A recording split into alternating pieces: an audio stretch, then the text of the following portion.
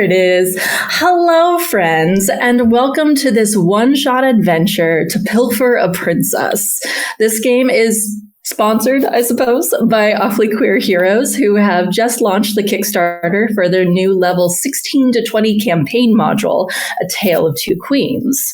It is a piratey, swashbuckling adventure that I personally am very excited to back and run in full in the future. I will be posting a link to the Kickstarter page in the chat, so be sure to check that out. I'm also using the location setting that I wrote for Girls Write These Worlds Pride Zine, as well as a number of NPCs from that project if you want to get your copy and use them in your own games. All that being said, let's start by introducing ourselves. My name is Anya, my pronouns are she, her, and I will be your humble storyteller for this evening. Emma, why don't you go next and introduce yourself and just a little bit about your character. Let's do name, pronouns, class, and one fun fact about them. We'll do full descriptions as we get into the game. Absolutely. Hello, my name is Emma, pronouns she, her. I will be playing Jupiter Rose, pronouns they, she, a level 19 warlock who has very cool glitter rainbow combat boots. I love that. And then Gena. Hey, I'm Gena, she, her pronouns. I am playing Vyrelle, who is a Cleric 5, Wizard 14. She is extremely short. She's under 5 feet. Okay. And then Kumi. Hello, I'm Kumi. I'm playing Karbara, who is a UNT fighter barbarian, and she learns quite a bit of armor. The interesting fact about it, though, is that all the armor seems to be mismatched. None of the armor matches anything else on her, so you have like these bronzen plates, gold plates, silver plates. Yeah, just found a lot of her armor and perhaps the lost and found. I love that. And last but not least, Jill. Hi, I'm Jill, also known as Ghosty JK on the internet. I use she, they pronouns, and I'll be playing Becca, the Circle of Stars druid. And an interesting fact about her is that she definitely cuts her hair with a knife, and it's not good. Amazing. So, without further ado, then, shall we get started? Okay.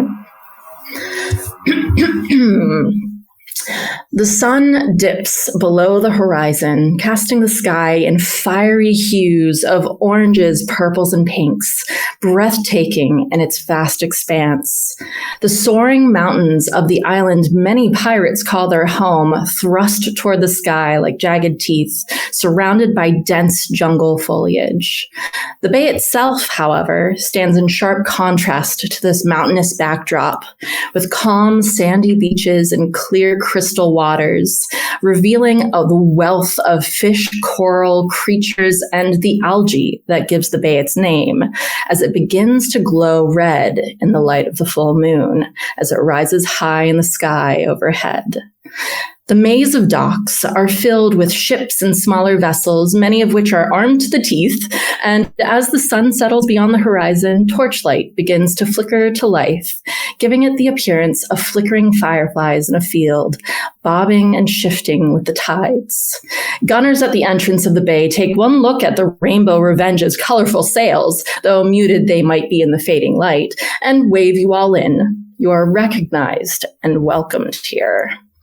The multicolored sails flap against the wind that pushes the ship and its motley crew onward to their final destination, an audience with Grace Tidesong, known to all as the Pirate Queen. If you would all be so kind, please describe your characters in more detail now, and what they're doing to ready the ship for docking at Blood Moon Bay, or perhaps preparing the bounty that you are bringing to Queen Tidesong. What are you all doing?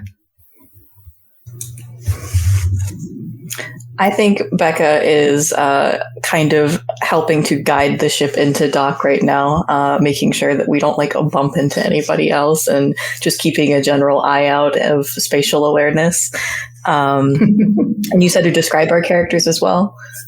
Yes, please. What do they look like? So Becca is a half elf, although there's rumors that she might be half halfling as well because she's quite small.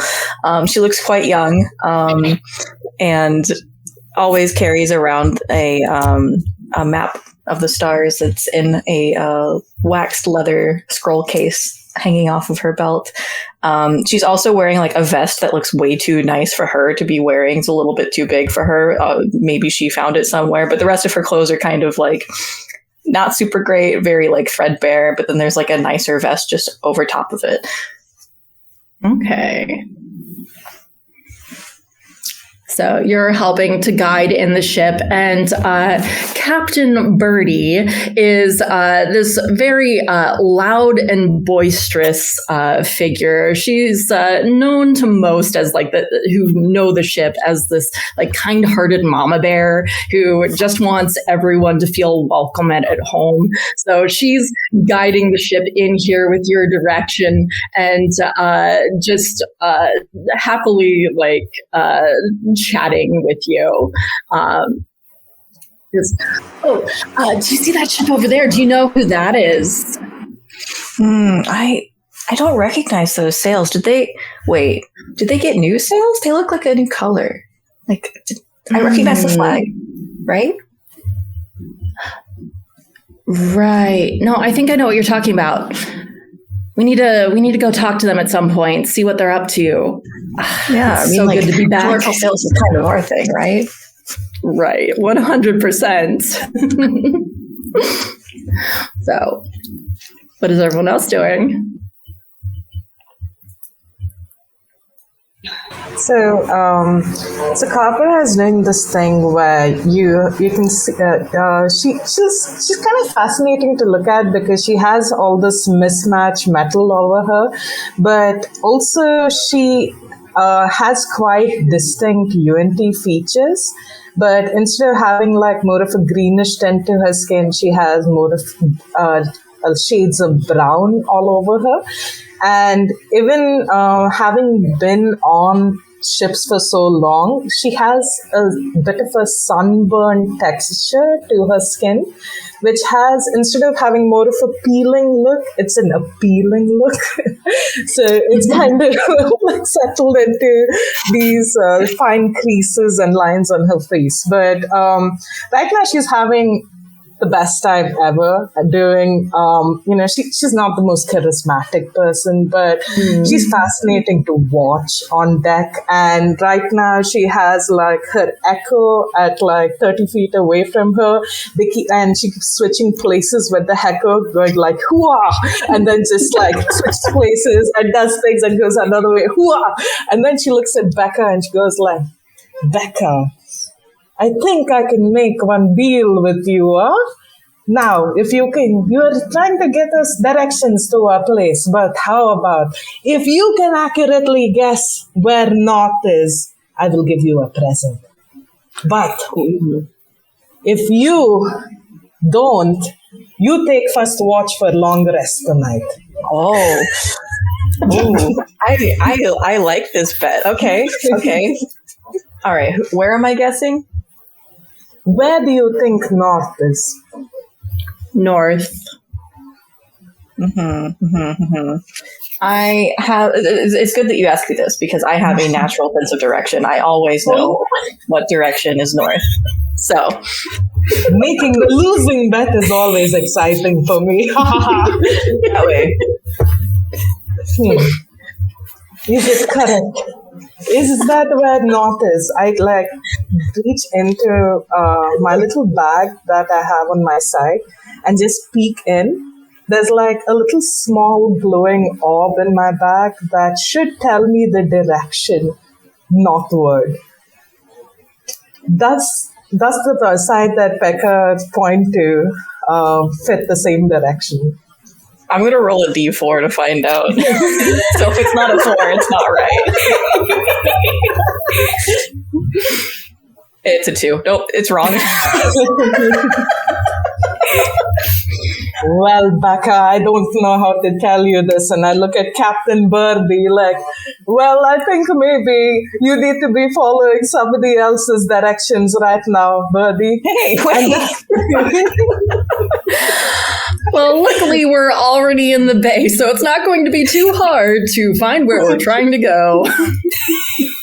Pat, such a spoiled sport. She doesn't let me have fun anytime. It's okay, Becca. Now I understand that it might get a little lonely and, kind of boring at night when you are awake and we're all sleeping. So how about this? Just because you tried. And I take out a little medal and give it to you. It has has this sort of engraving of a really nice meat pie. And as soon as you hold it, it feels warm as well. And I was like, so anytime you're feeling a little hungry, that rumble in your tummy, just give it a little lick. Don't worry. I know we're at sea and all, but magic disinfects all. But give it a little bit of a lick, and I'm telling you, you'll feel better already. It will make you think of Mama's fresh pie. That's so weird, and I love it. Thank you so much.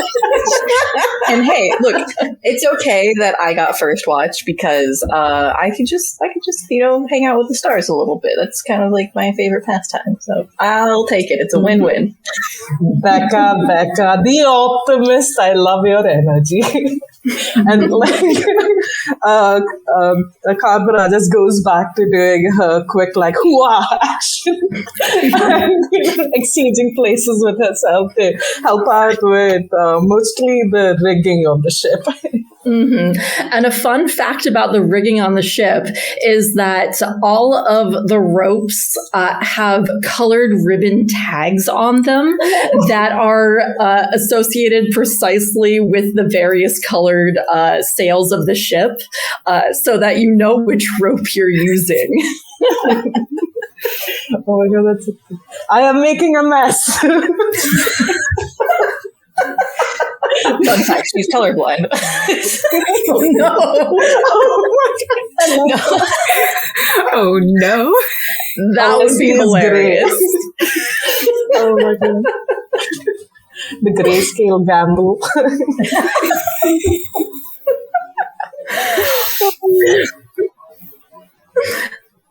So, who would like to go next?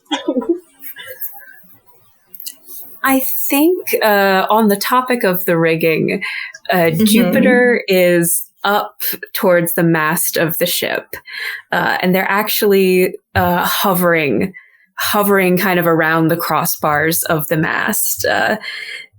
She is a half-elf, notably wearing just really no armor, especially for someone on a pirate ship, wearing instead a big billowy shirt, buckled pants, and these big glittery kind of combat boots, which are currently glowing with magic as she flies around the mast. And they're double checking all of the places that have already been tied off, all of the colored ribbons. She's not very strong, but she's using Mage Hand to just kind of poke at some of the knots and make sure that they're actually going to hold for the time being. You know what? Just roll an investigation check for me. Why not? No. Whose job was it to tie him off? Oh no. That is a 17. Okay. You do find a couple of ropes that are not as well tied off, and you recognize that they're the ones that Karbara was working on. My gaze turns down to the bottom of the deck. Just a travesty. All right, well, I guess I'll fix these, and I'll go about trying to fix these. I'm not particularly annoyed at all. I find it quite fun to fly around up here and hang out with the colorful ropes. Excellent. Well, and our final character here Well, Vyrelle is not doing anything nearly as interesting. She is standing on the quarterdeck with our logbook that has logged where we have been and making sure that this is all in order. This is the book we got, guys. Like, that's what she's doing wizardly things, and this is what she's got to work with here. It's just as important. She is like Vyrelle is a like 4'7", very small Harrington.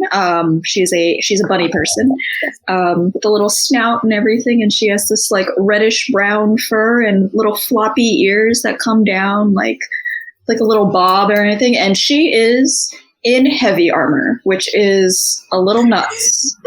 But she is not worried about wearing heavy armor in... actually, is it heavy armor? It's medium armor, but I'm in scale mail, and it does not help. It's not any better, let's be real.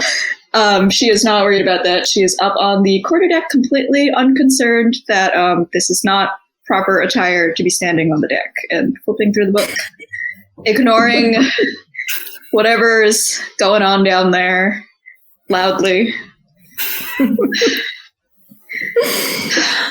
So as you make your way to a spot to dock, this is think of this as a town that is half made of docks and boats and half built into the island itself. So there's this maze of docks and planks that are all crisscrossing all over the place. There are no street names or anything like that for these. You just have to know where you're going, basically. And so eventually the Rainbow Revenge finds itself at a free spot. There's no straightforward, oh yes, you need to go there. This is not that kind of port. But Birdie looks around and says, can you four take care of the thing for the queen? I think I need to take care of other responsibilities. And they're looking off, she, they pronouns, by the way, for Captain Birdie. But they're looking off into the distance, and you see that there's someone waving at them, a very tall half-orc woman who's just, Birdie, come on over here, come on. And calling out for her, and she immediately bolts off down the way. Karbara is just gonna look at the person closest to her and go Birdie, and I forgot my line already. Yeah, I got it. Birdie and lady sitting under the tree.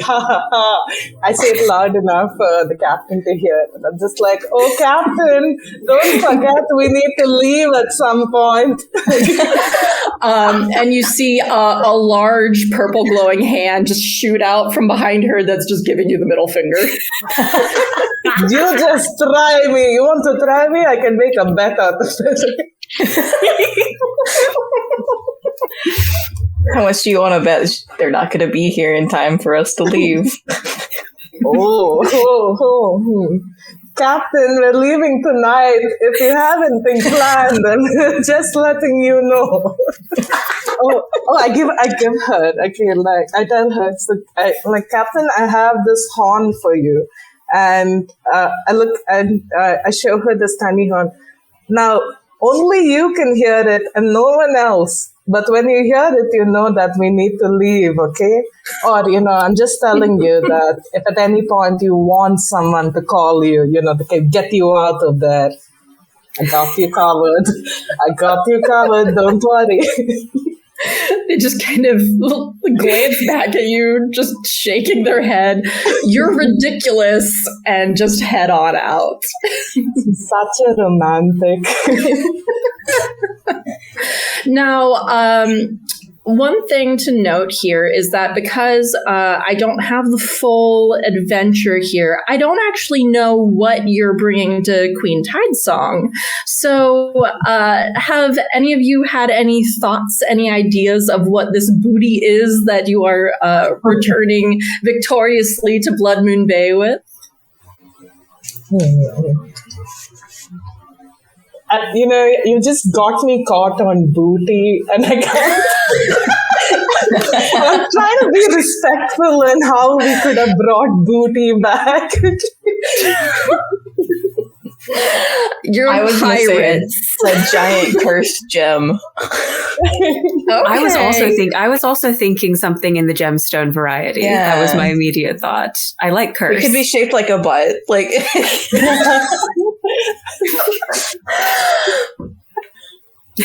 Many things can be true. Yes, at once. and it's I'm a just thinking of choice. what this implies. Like, is it a sculpture that maybe part of it was missing and you went to find the other part? Oh Yeah, let's go my with god. She has. Obsessed with like trying Are to you saying salvage it. The queen has like one whole. I was imagining a stuffed pillow, but now like she has like a Lego set, and it's only missing the booty. Oh, Lord. Oh, this is about as chaotic as I was expecting, and I'm here for it. Far and wide, we have everything. ranged to find the missing pieces of this most important statue / figure. It is our solemn duty, and we have done it so bravely.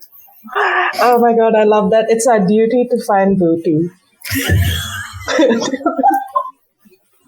There we go. You beat me to it. Oh, y'all are gonna kill me. Okay, now I have to ask, how big is this booty? I'm so sorry. Like, are we talking about a very small piece of statue, or is it much larger? It's not as big as it's thick enough. We're mature adults here. This is fine. Serious role playing. Serious role playing. Yes. Professional.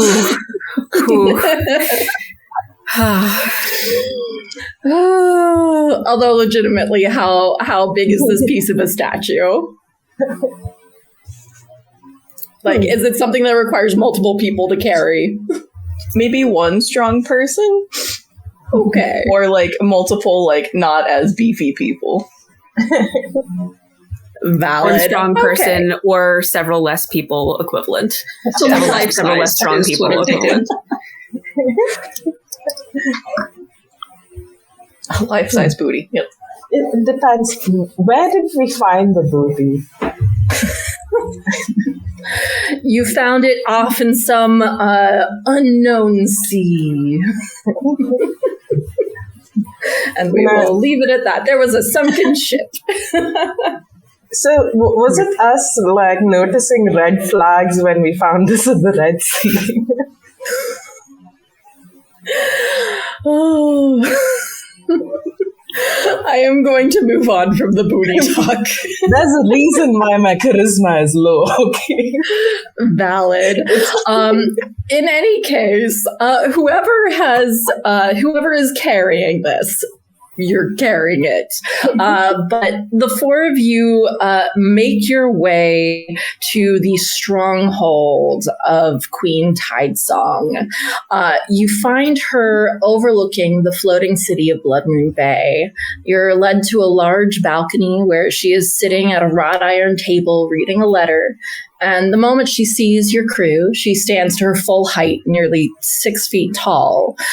She has almost unnaturally dark red wavy hair with braids woven into it, bright green bandana under a tricorn hat that reflects the emerald shades of her eyes. I did not purposefully wear a tricorn hat and green contacts. She is armed to the teeth, even here in her home. And she looks at the four of you and says, "This is certainly a welcome sight indeed. I saw the Revenge entering our waters. What news?" Jupiter has been, as we've been heading through the palace, has been using Alter Self to change her clothing into progressively more and more fancy outfits to try and be matching to this momentous occasion, and has ended up in something just with so much glitter and so many frills, and will step forward and do a very big bow, and just, my queen, we have brought you the booty that you requested. Have you indeed? Well, that is certainly good news. Come on over here. And she leads you over to, there's a partially constructed statue, and there's just this tiny little gap that you can tell it's just hovering over it, the top section of this rather beautiful maiden with very, very long curling hair that just swirls out behind her, and she's looking very sad as she looks out, and Queen Tidesong gestures over. You may do the honors if you wish. I will replace all of the missing pieces that we've brought. I don't have mending, but I'll do my best. I have mending. Oh my goodness, wonderful. Would you be able to help me? I'm not the best with. Absolutely. I will lay on hands that booty. I apologize for the way that I am. Don't apologize. It's beautiful. I'm not even a paladin, but I feel like it fit. Yep. Befitting of the occasion. Indeed. And I know I didn't ask this previously with other spells that were cast, but I know mending is very simple. But what does it look like, not inappropriately, what does it look like when Becca does mending? Becca's magic in general tends to be this like really, really dark blue navy energy. It's not like smoky, but it is like this like wave of energy that is intermixed with like gold and silver sparkles like stars. I love that so much. And so the rest of you watch as Becca just goes over this bit by bit until the statue is whole once more. And it is beautiful in its completion. And Queen Tidesong just sighs. Very well done. Well, you've certainly proven yourselves worthy and trustworthy. A rare combination. I have something of a delicate, time-sensitive mission for you all, if you would take it. There are rewards aplenty, as well as a boon I will offer in your successful completion of this task. I do love rewards aplenty, and also boons. Okay. And you can tell she looks hesitantly at the letter that she was reading before when you entered, and then she offers it to whoever will take it. I will happily take it if no one else steps forward, and very gingerly open it. Looks precious and important. So I'm going to send this in our lovely little channel there, and you can go ahead and read it. Hopefully I picked a font that is very legible. Ooh, hold on. I'm just pulling it up. Not a problem. While Jupiter steps forward, I'm going to just lean over to Vyrelle and go, you know why they call Tidesong the Truthful? It's because she likes that booty and cannot lie. I'm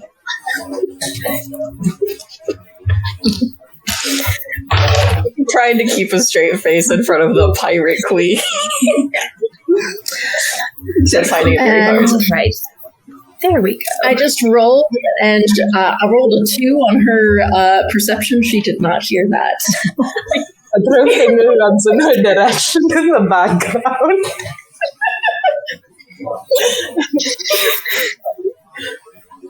All right. Shall I read this out loud? Superb. Dearest Grace, I hope this letter finds you in good health. The news I am sharing with you today is of the saddest nature. My father, King Callum, has forbidden us to marry based on his preposterous principles that the royal family cannot marry a pirate. I tried to explain to him that for your people you are queen just as he is king, but to no avail. He has locked me up inside the castle, hidden far away in my tower, with only my maids to keep me company.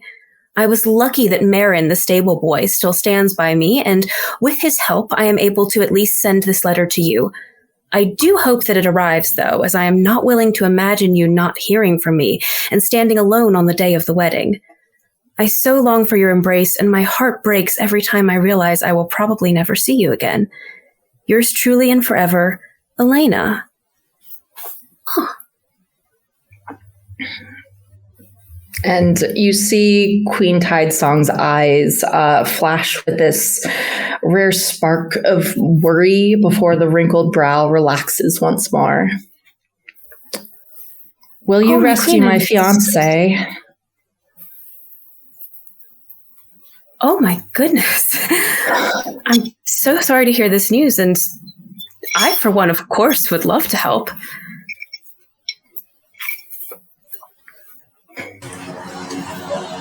Well, I can't show my face there. Her father seeks to destroy everything that we've built here. He would do anything to keep us apart.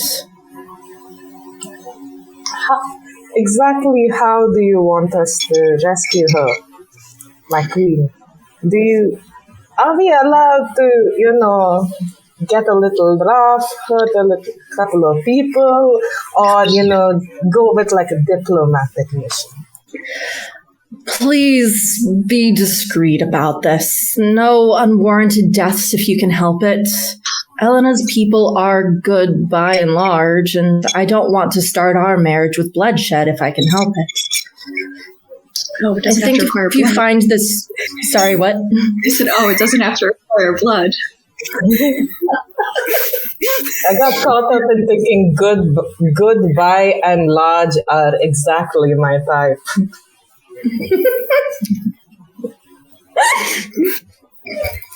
We can most certainly avoid as much blood as possible. I'm sure we can probably avoid blood. That seems feasible. You can avoid blood. We can be discreet. I promise you that. We're very discreet. Famously, we're extremely discreet. Our giant rainbow ship is so discreet. You'll never know that it's coming. I make no promises.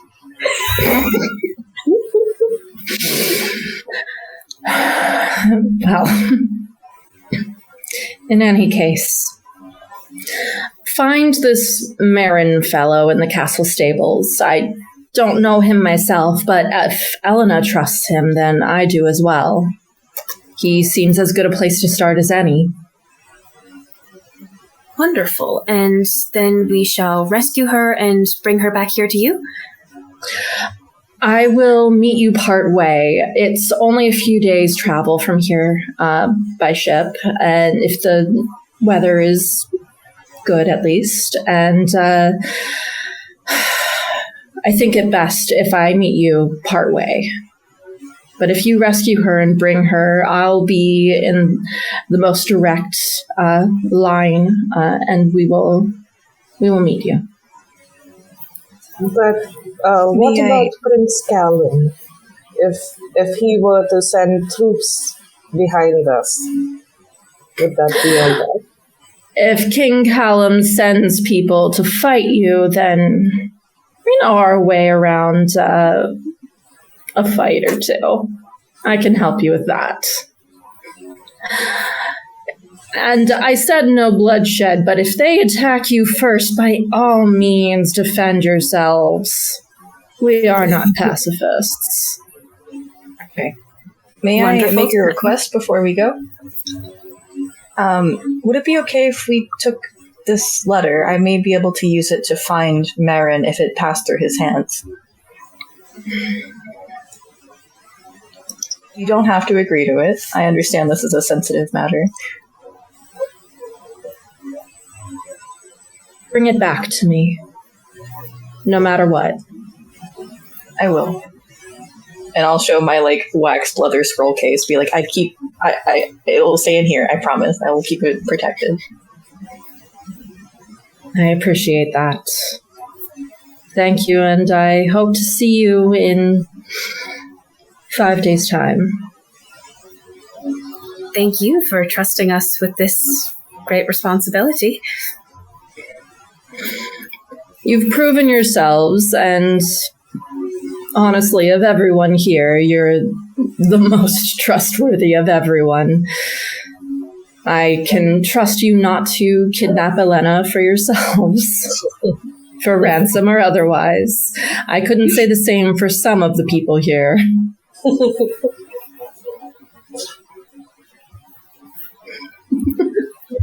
Right. Well, is there anything else that we should know, or shall we go begin making all the needed preparations? She's easily recognizable. You'll know her when you see her, but she has this pendant, this brooch that is a beautiful star she always wears. Oh, that's lovely. You are very familiar with the stars. I'll look over at Becca. And is there anything that we can show the princess to ease her heart and let her know that we come in your stead? Well, that letter is certainly one. Show her that, and she'll know that you're with me. Wonderful. Thank you so much again, my queen. Jupiter will do another the deepest possible bow that they can manage. I thank you.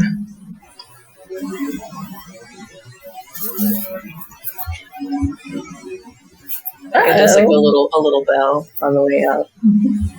But it's obviously very excited and starts like running back to the ship. Yeah, sorry, there was a little glitch on my end. Okay. So you head out, and now it is night. Is there anything that you want to do before heading off to the city?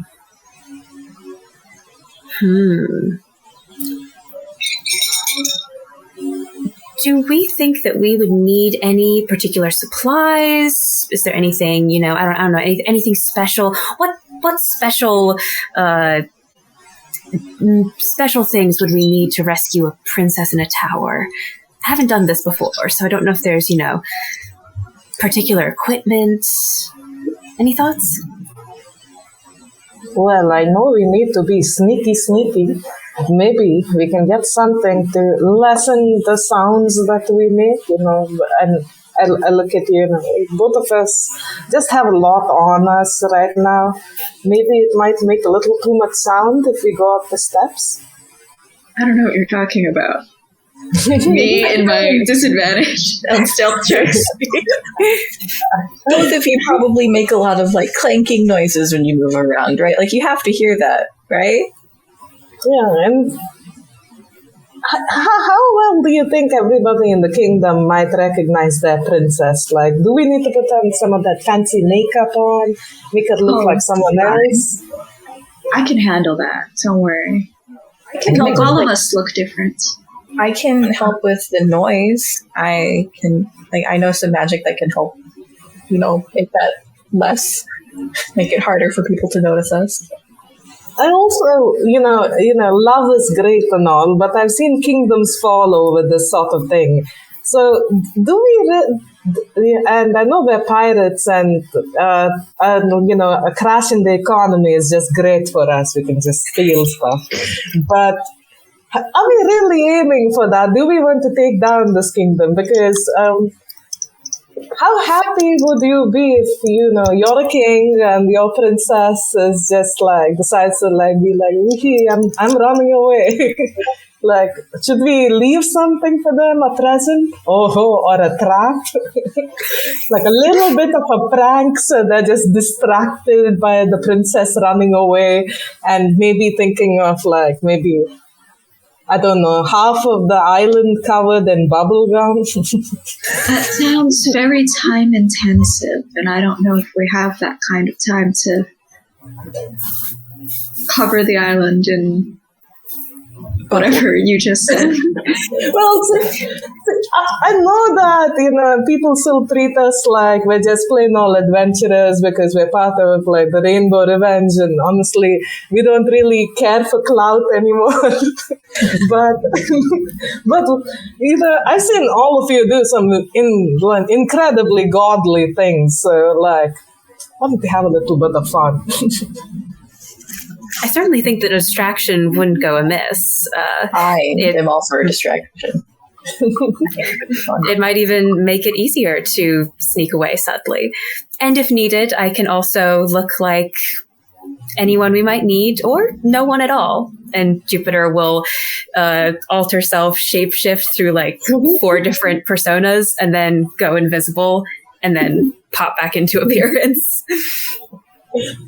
I forget that you can do that. More often than fun, right?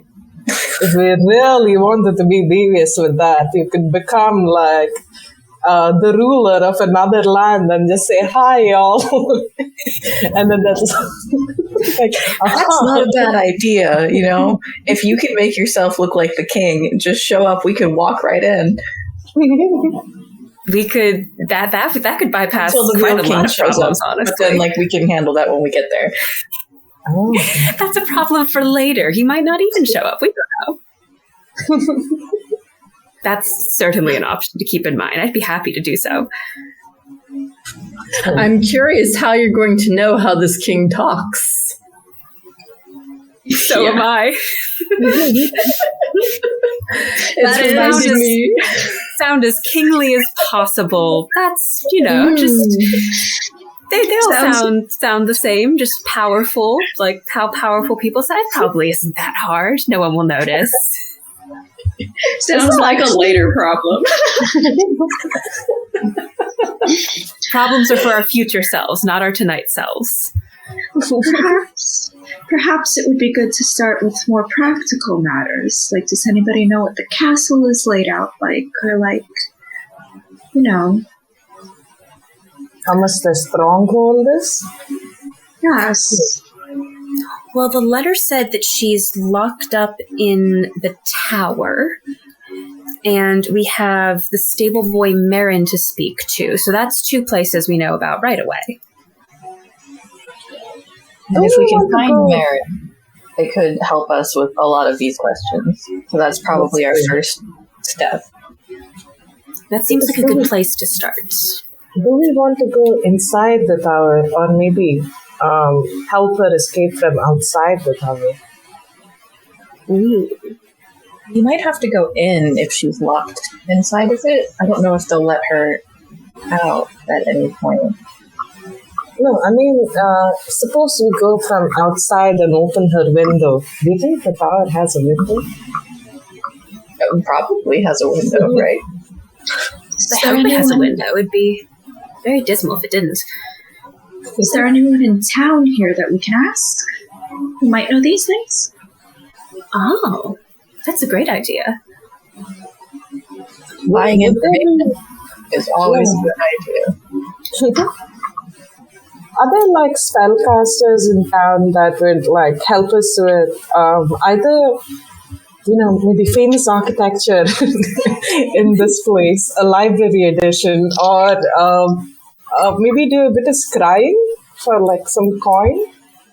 So we can just scry on a couple of different people in the Qatar and know where they are. You can certainly try.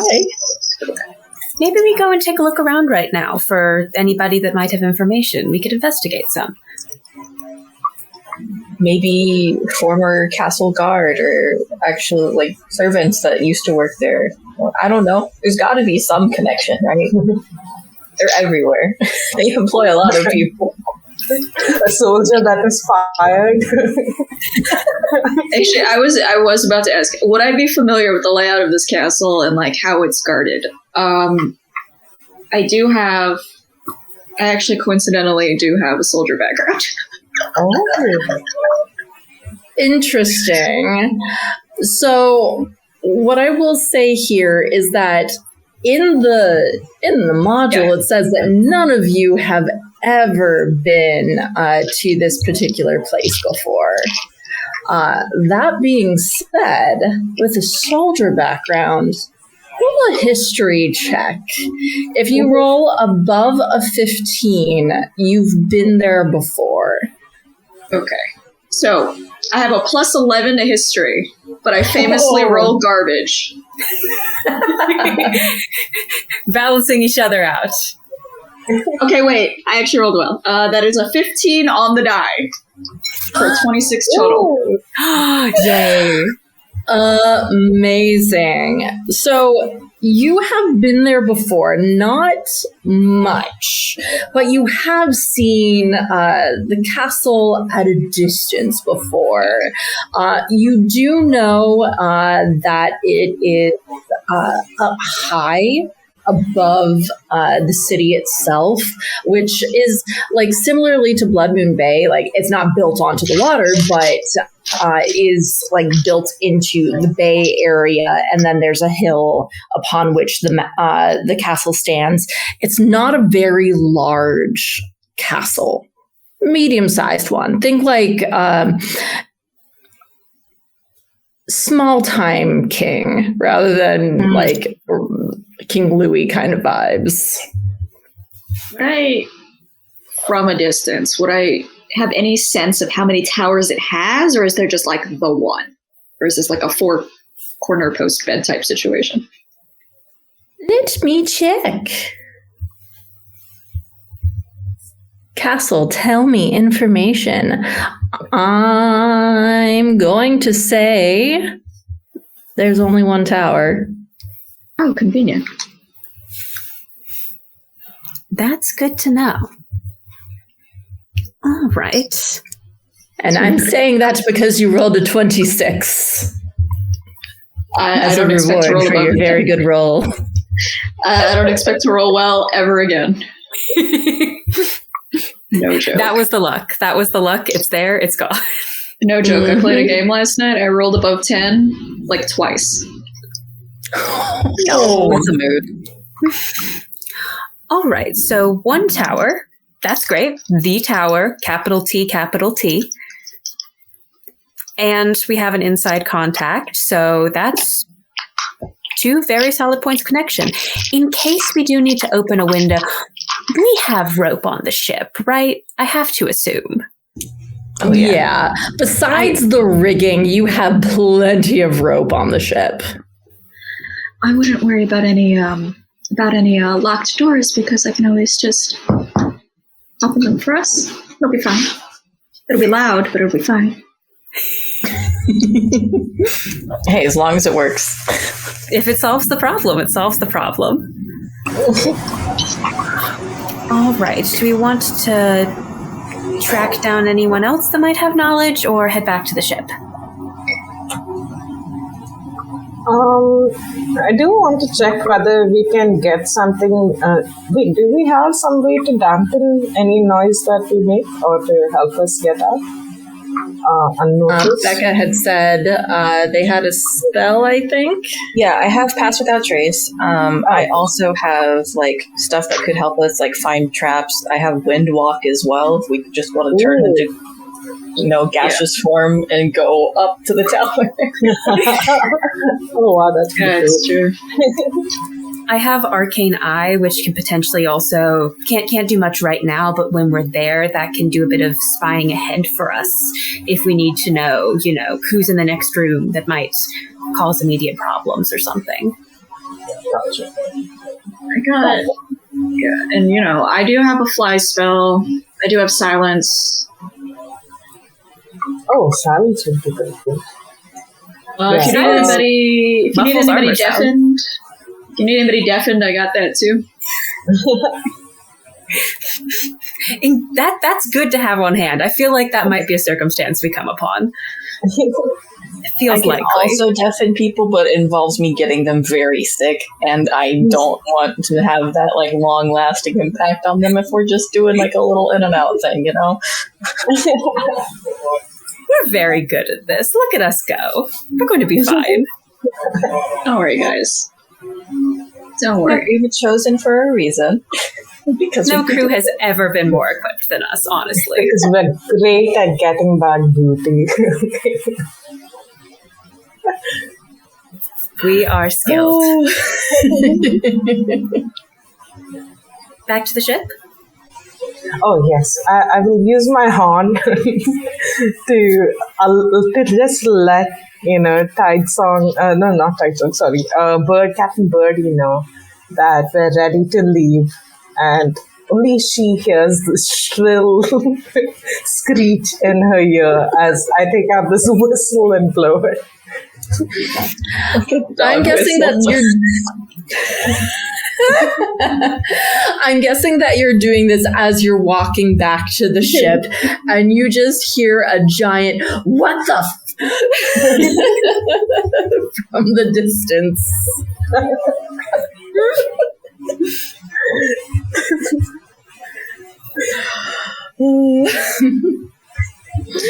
And as you make your way back to the ship, Captain Birdie is like semi-stomping their way back. It's like, I was winning that hand of cards. Sorry. Fine. Did you win anything at all? Did you win any hands at all? Won a couple, lost a couple. You all were there for quite a while. We were standing with the queen. Mm-hmm. Fixed the statue. And that's awesome. And we have a rescue mission to go on. Hand the letter to our captain. They scan it over and say, well, we have to rescue her, obviously. I know, right? Nothing should come in the way of true love. Oh, no time like the present. Shall we head out? Let's. Yeah. And she heads on up and shouts out for everyone to prepare the sails. And you see their first mate, Jewel, with 2 L's. He is this very, very tiny figure that if people just looked at him, they would just brush him aside. But he has a rapier at his side and is wicked skilled at it. And he's just kind of glaring at the 4 of you. What have you gotten us into this time? Only fun things. Always. If you say so. If you have any complaints, I would be glad to hear them. Many. Okay, I wasn't And then he expecting just turns and walks away. Jules, He climbs up the steps after. Jules, I want to make one bet with you. So now we need to go and rescue this princess. How much do you want to bet that we can, successfully escape without a single person coming after us? Sorry, my computer glitched. Could you say that one more time? How much do you want to bet that we can get out of the castle, come back to the Rainbow Revenge without a single person coming after us? Well, I know that's not going to happen, so what bet am I doing here? You have so little faith in us. Oh. If we win, if we lose, I will find something extra special, extra cool, very, very inviting from the castle itself and give it to you. If someone's chasing after us. If it doesn't happen, you need to sleep with us downstairs for a whole month and help us with cleaning the deck every morning. And washing the dishes. Yes, and washing the dishes. It takes so long. All our dishes, all of them. I'll take you up on that bet. It ain't gonna happen, but keep an eye out for anything in the castle you think I'd like. Now we're just motivated. Time to have third breakfast now. Well, it's nighttime. That's the third meal of the day, so it's third breakfast. Every meal is just called breakfast. The day is just a successive set of breakfasts. That's how it works. Because it's just keep breaking the fast. Okay, now. Anyway. Captain, I'm very disappointed in you. You have gone and done betting with the hand without calling me. Like, how about I make a bet with you as well? Oh my god. I look at everyone else. What do you want? What do you think would be better?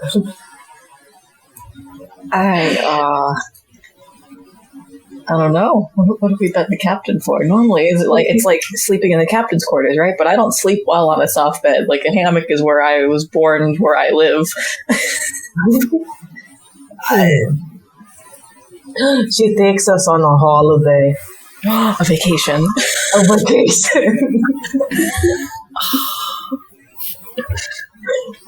Captain, now you can tell us what you want, but what we want is a vacation. How can we make this happen?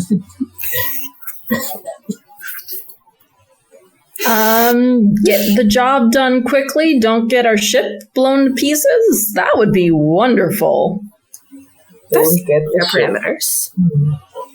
Don't get the ship blown to pieces. This should work. Okay. I can work with that. Easy enough. No pieces. Right then, heading out. And she calls out. So you, all of the sails that are needed, I don't know ships, all the sails that are needed are unfurled. And you make your way back out into the wide ocean. Now, it is 2 days travel to get to the place where Elena has been captured here. Now, is there anything that you all do in the downtime, or should I just fast forward?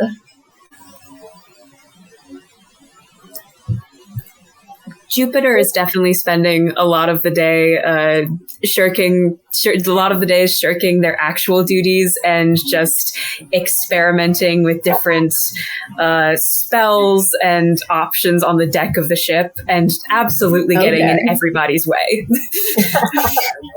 It certainly causes a lot of minor inconveniences, but she's very excited.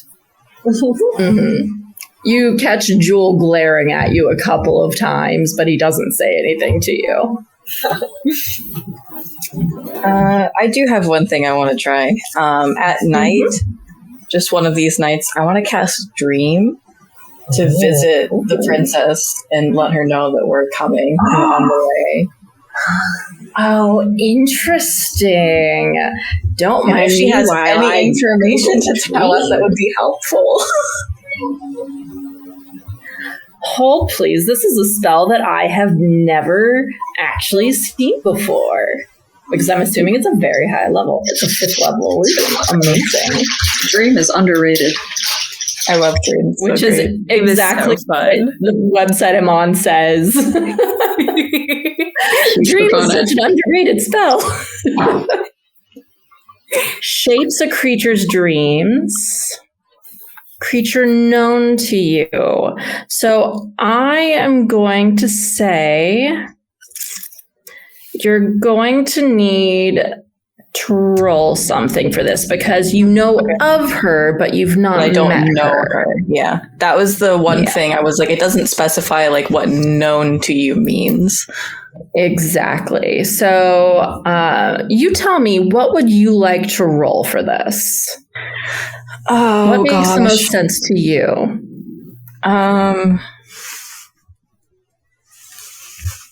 Either like history, which I'm not super good at, but that makes sense. like knowing information about her, maybe perception for having seen her at one point from like a distance. Okay. What else makes sense? You do have the letter. Maybe that could help.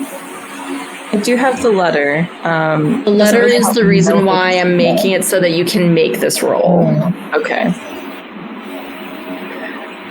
So I'm leaning towards history. It makes the most sense to me here. I can so try go ahead for and it. roll history. I'm not proficient in history, but let's go. That's a 13. 13. You reach out trying to find her through that starry expanse, and you just can't make purchase. It was worth a shot. It was worth a shot, but with a 13 and the fact that you've never met her before, it makes sense. Mm-hmm. That was my shenanigan that I wanted to try. I will say that doesn't take away a spell slot because that's one of your days on the sea. Oh, do you want to maybe give the queen a happy dream?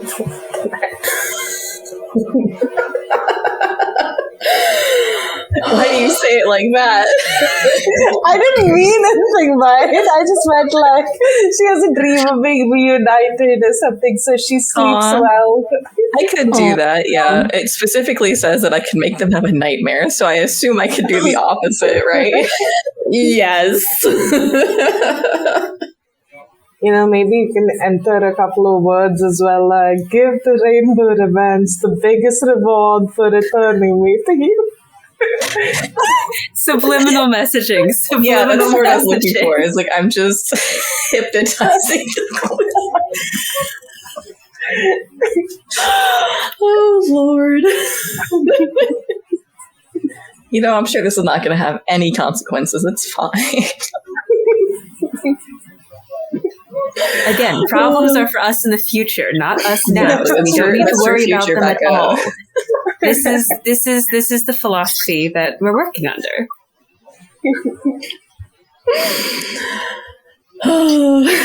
See, meanwhile, Vyrelle is just deciding whether or not she's going to chain lightning people on this mission or not. And somehow that feels like the most normal thing that's happening right now. Honestly, yes. Most down to earth preparation anyone's done. Yep. I just want to point out that my cheeks are hurting from containing my laughter. Hell yeah, that's the goal. Okay, so on the dawn of, I would say you went at night. So the dawn of the second day at sea, you begin to see in the distance the city where Princess Elena is captured. Looking far off into the mists up above the town, you see the castle standing tall, and there's indeed only one tower. But the city itself is a massive, sprawling expanse. And you get the sense, even from far away, that it's going to be a little bit tricky to even navigate to get to the castle.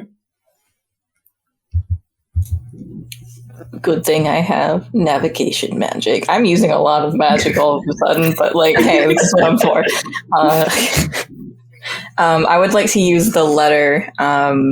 Is this it'll take a day for us to get there, or are we arriving? It will take probably a couple of hours. You can see it far in the distance. Whoever is up in the crow's nest spots it first, which, by the way, crow's nest, super cozy, tons of blankets and pillows and things. And a lot of people will hang out up there just to stargaze. Best spot in the house, right? Definitely I definitely spend a lot of time up there. And the second that the tower comes into view, I'm down on the deck of the ship, just going to everyone, just like, I can see it. I can see it. I can see the tower. We're here. We're almost here. I mean, there's a whole city to get through, but that's fine. It's all right. I can find us the way. I just need. Okay. I pull out like a little tiny bag that has like a bunch of like shards of bone with like carved runes in them, and I'm going to take the letter and I'm going to cast Find the Path, focusing specifically on Marin the stable boy because that's who we want to get in contact with first, right? So it gives me the shortest, most direct physical route. Not necessarily the safest, just like the quickest, most direct. Mm-hmm. Now, is that taking into account buildings, or is it just beeline? It says that it'll show you what path to take. So I'm assuming it goes like around buildings and stuff. Let me read it specifically. That makes sense to me. The most direct physical route to a specific fixed location. Yeah. Awesome. That sounds perfect to me. Well, before we get to that, though, as the Rainbow Revenge docks, it is busy and bustling here in the city. Sailors and dock workers alike are moving to and fro, loading and unloading the many ships that fill this bustling harbor. Some ships are already docking and getting inspected, as is customary when arriving at the city.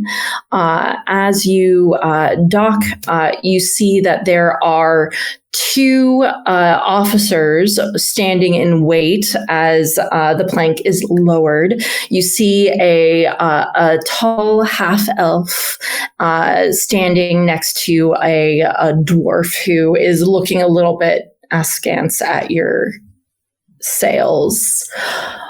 What's your business here? Sightseeing. We're here to sightsee. Seeing sights? Sighting seas. Exactly, we're sighting the seas. I'm going to need you to roll a deception check for me. Both of us? Who's rolling? Wait. Can I give the help action to Jupiter? You can give the help action, but Jupiter, you are going to have to make that roll because you're the one who spoke. Absolutely. Happy to. All right. Could I help Jupiter by... this would be by kind of like standing behind her and smiling very widely, but I'm just going to give her a bit of bolstering magic. And I'm also going to give guidance. Yeah, you get a D3 on your roll. All I'm right. helping by not guidance. doing anything. Guidance and a D3. Yeah. Yep. For the record, I have a 6 charisma. I shouldn't be allowed to talk. I love it. Adding everything all together, that's a 32. Whoa! Okay, say it one more time because my internet went out when you said that. Adding everything together, that is a 32. I love talking to people. We're seeing the sights and sighting the seas. And as he's like staring at you, being very suspicious of anyone, especially having some strange sails, because you don't see very many ships that have rainbow colored sails. The half elf kind of nudges him and says, "Hey, don't worry about them. They're clearly friendly. Look at the sails. They're fine. They're just here to see the sights, right? Yeah." Exactly, you understand. Well, you all have a wonderful time in the city. How long are you planning on being here? Just so that we can mark it down in our records. Probably a day or two, but if there are sites we have not yet seen, that could extend many weeks into the future, or if we've seen all the sites very quickly, it could be just a few hours. So anywhere in that range, really. And you rolled over 30, so they believe you. No Jupiter questions. just has the biggest, most innocent, this is all completely above board smile that you've ever seen. You know what? That makes complete and total sense to me. Enjoy the city. There's plenty to see here. There are a whole bunch of music halls and some really great pubs. And there's the theater. You should definitely stop by the theater if you get the chance. They're putting on a show that I'm going to randomize.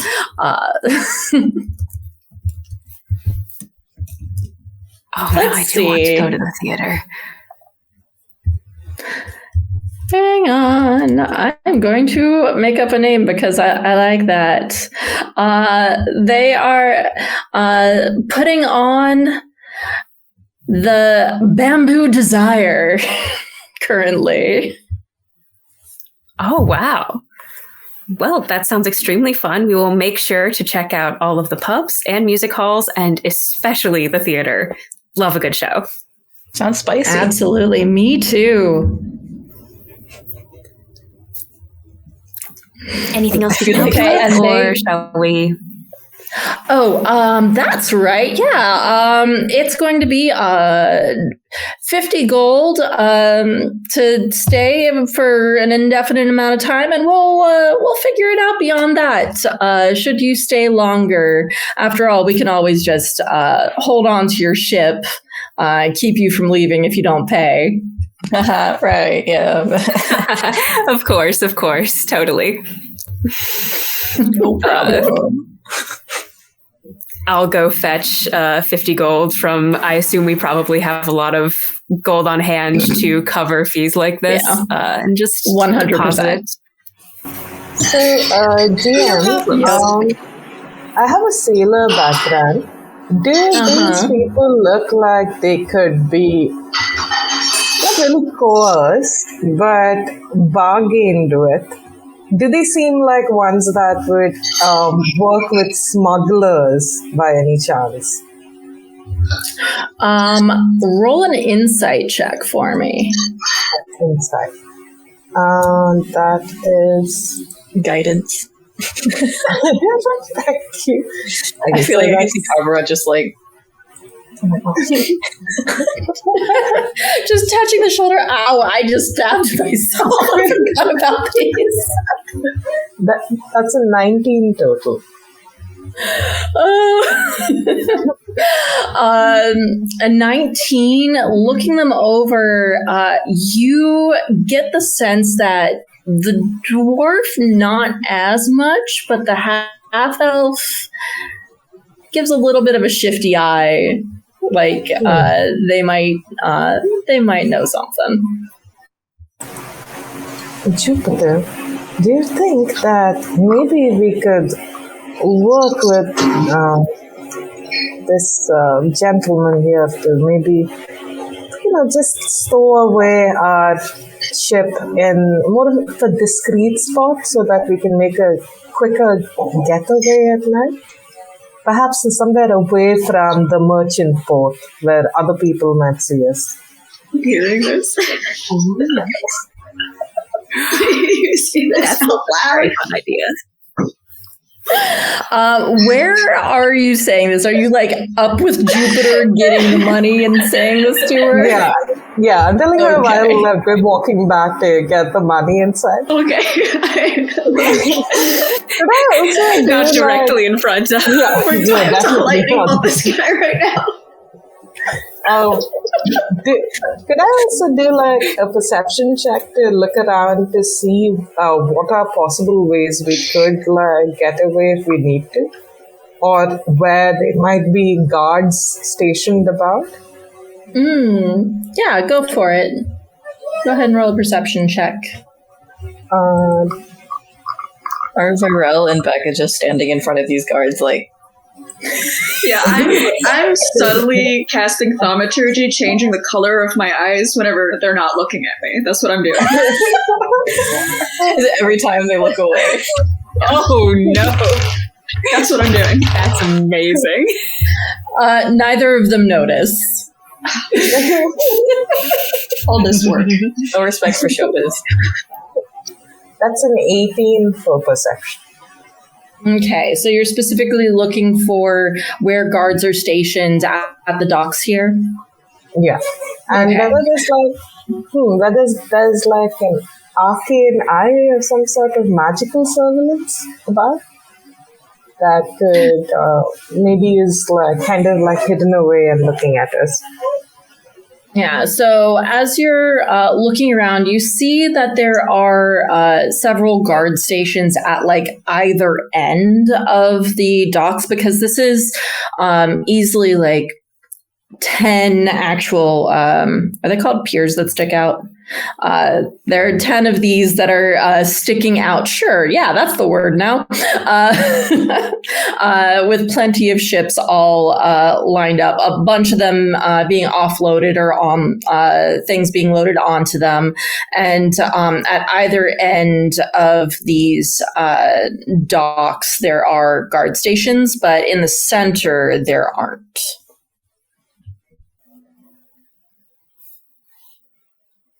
All right. Good to know. Good to know.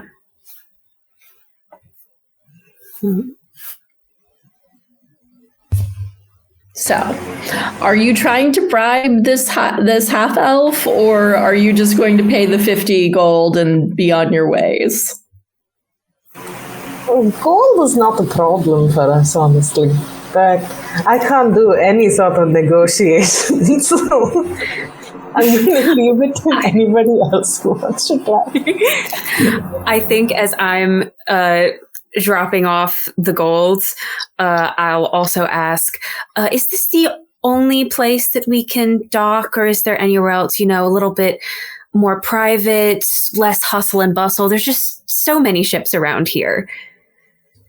Oh, unfortunately, this is the only docks in this area. The king has his own private dock, but that's obviously protected. So you will have to. Mm-hmm. But you're welcome to stay for as long as you need. Have a good time seeing the sights. Great. Thank you so much. Have a lovely day. Thanks for the warm welcome. Have a good one. Like, they give you a little bit of and the dwarf at this point is like super sullen, but like clearly wants to grump at someone, but is not going to grump at you guys. Jupiter will kind of retreat back to the group and just, okay, so we can't go there at the moment legally, which of course that doesn't really matter, but there is a private dock that the king has. So, if we needed to do something like sail away from here and meet up there if something goes wrong, that's good information to know. We're learning so much. That could be interesting. Maybe if we tell Captain Worthy to come meet us at the King's Dock and pick us up from there, we could just get away. How many people do you think will notice us at the dock even if we go there at night? It's probably pretty guarded, but... What were you saying? Sorry? Quick question. Are we planning to do this tonight, or are we taking a look around first? I think we should certainly take a look around, and we should try to find Marin tonight. Maybe from there we figure out if this is the best time or not. Yeah, and you do know that it took you 2 days to get here, or day and a half around there. And you have another 3 days until your meeting with Queen Tidesong. So you have time if you need it. We're certainly not going to stick around once we have her. No, definitely not. If Very we want true. to do any actual sightseeing, we probably should do it now. I will say above table, I do have telepathic bond prepped. I can target up to 8 creatures with that, and so I can include our captain with that. And that would last for an hour, so I would need to cast it right before we leave for whatever we do. Okay. Or, if it's going to take more than an hour, we'll lose it, but that would be a good prep thing. So I would just need to know when we're doing things. No, that's great to have on hand. Love being able to talk telepathically. Maybe we do take tonight to get the lay of the land, find anyone we need to find, reconvene here, and then have everything have as many plans laid out as possible before we actually start heading to the tower. Can I tell if my find the path is leading me up towards the castle or into the town that's here? So, and I had not forgotten about that spell. Don't worry. Oops, sorry, I bumped into my table. So the path that you are how do you sense it again? Is it just a feeling, a tug, or? It just says it allows you to find the shortest. So I guess just a knowing. Okay. Well, describe for us then how Becca senses this path. Because I'm sure that they've cast the spell before. Yeah, I like the idea that there is a visual element just for her. So again, is that very dark navy night sky kind of a vibe that her magic usually has, but it forms this tendril that guides her very much like a video game pathfinding thing. I love that so much.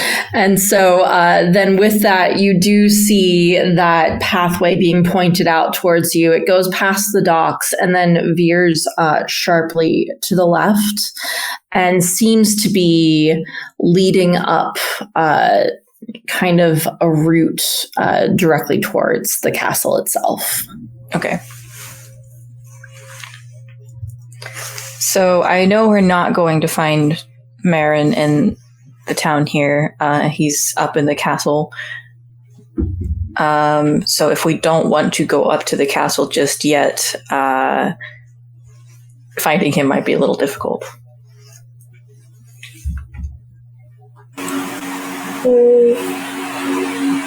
Vyrelle, the way that your telepathic bond works, do you need to know the person or see them? They need to be within 30 feet of me or something when I first cast it. So I cannot target people that I'm not currently standing near. Once it's on you, as long as you're on the same plane, it's fine. But you initially need to be within 30 feet of me, so I can't find anybody else. Do you think we should maybe get Myron to talk to the princess, leave her a message so she knows we're coming to rescue her? Yeah, imagine so. That seems wise. That seems very wise. Why don't we go into town and take a little wander, see if we can at least talk to somebody that works in the stables, and then maybe we can make our way close, even if we're not getting into the castle tonight. Sounds good to me. Yeah. Are there any guards over there that are quite famous, like a knight or someone who's just, pretentious and is always ho ho for the king, The princess will never leave the tower because she's my goddaughter or something like that. But, someone like that is just going to be pesky and constantly around her room. Or does her tower have windows? Her tower does have windows. Actually, this is a real quick thing, actually. I'm going to do this. Yep. Sorry. As we're going into town, I would like to cast Seeming on all of us to change what our appearances look like a little. I don't have anything in mind, but I just want us to not look like ourselves while we're being suspicious in town. Don't be suspicious. Don't be suspicious. Yes. If any, We walk into town exactly like that, just doing that dance the whole I can way. explain removing my wig and that seeming has been cast on me and I now have long dark hair. yeah. I mean, if any of you don't want it, you can make a charisma saving throw.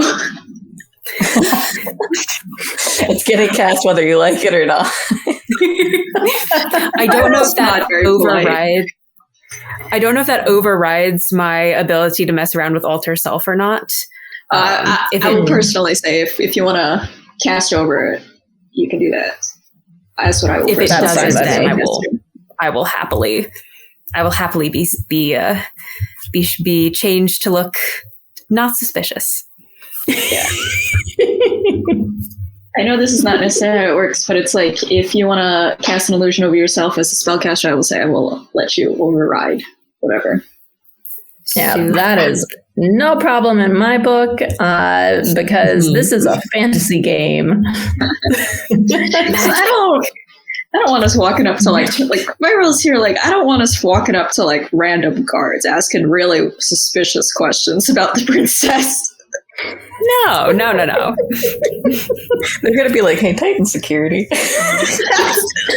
What's going on with There's these people? some, just so you know, there's some, suspicious characters out here.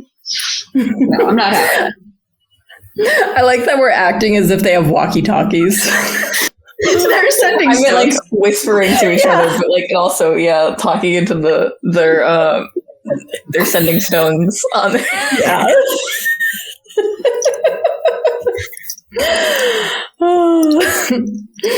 Okay. So what do you all look like? We know what Becca looks like.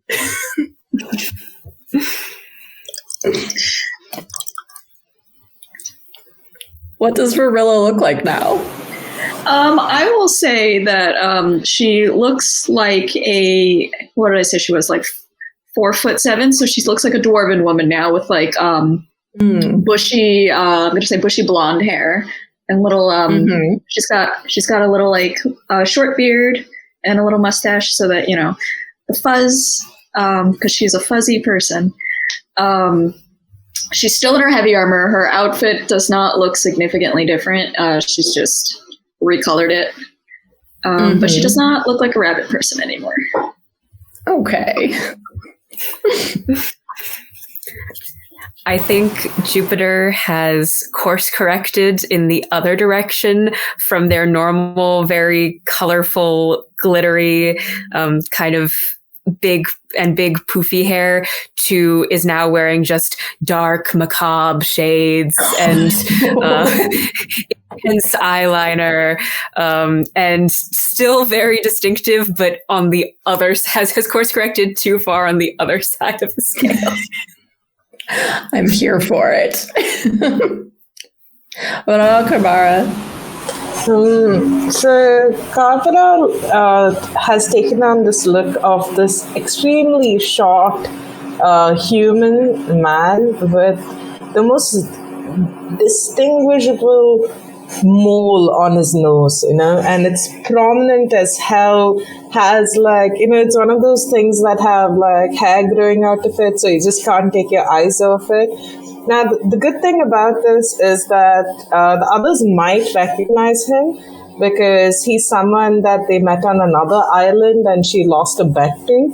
So, she has Cast chosen suspicion onto him. Yeah, she's still a little like slighted by how that went down. So, yeah, she's choosing to look like him right now. We're framing suspicion onto other people. Does this guy have a name? Gunther. Okay. Just making a note. The DM will remember that. It's always great when the DM goes, "Hold on, let me write this down." A little just like flag for later popped up on the screen suddenly. His bounty poster calls himself Gunther the Goon. So, he has like a whole bunch of like Red Brands sort of crew over there that the high seas might know about. Okay. So you have all transformed in whatever ways you have. Are there any other details about Becca besides the hair change?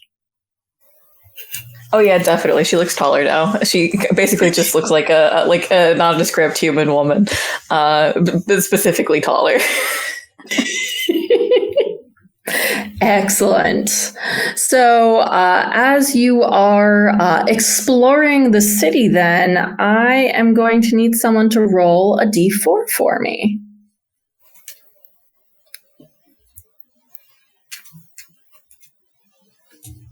Who volunteers? As tribute. I had to. I can roll I'll it. do it. Oh, wait, we said it at the same time. Go ahead. I rolled the d4 earlier. Someone else can roll the d4 now. 4. 4. So, as you all are looking around, these city streets are cramped at the docks themselves. It's very clearly like there are taverns for sailors. There's tons of residential streets all in this area. And then it broadens out further into more mercantile areas with stalls and market booths. There's a large market square that is just filled with all different kinds of vendors and booths. And you can tell that these are very clearly permanent structures here, just outdoor market stalls. And as you are walking along, you find a tall, cloaked figure. He's, I would say, a half-orc, with rather long tusks, and strangely, his ears are a little bit fuzzy. And he looks down at all of you and says, "What are you looking for? What can I help you with?" What am I not looking for?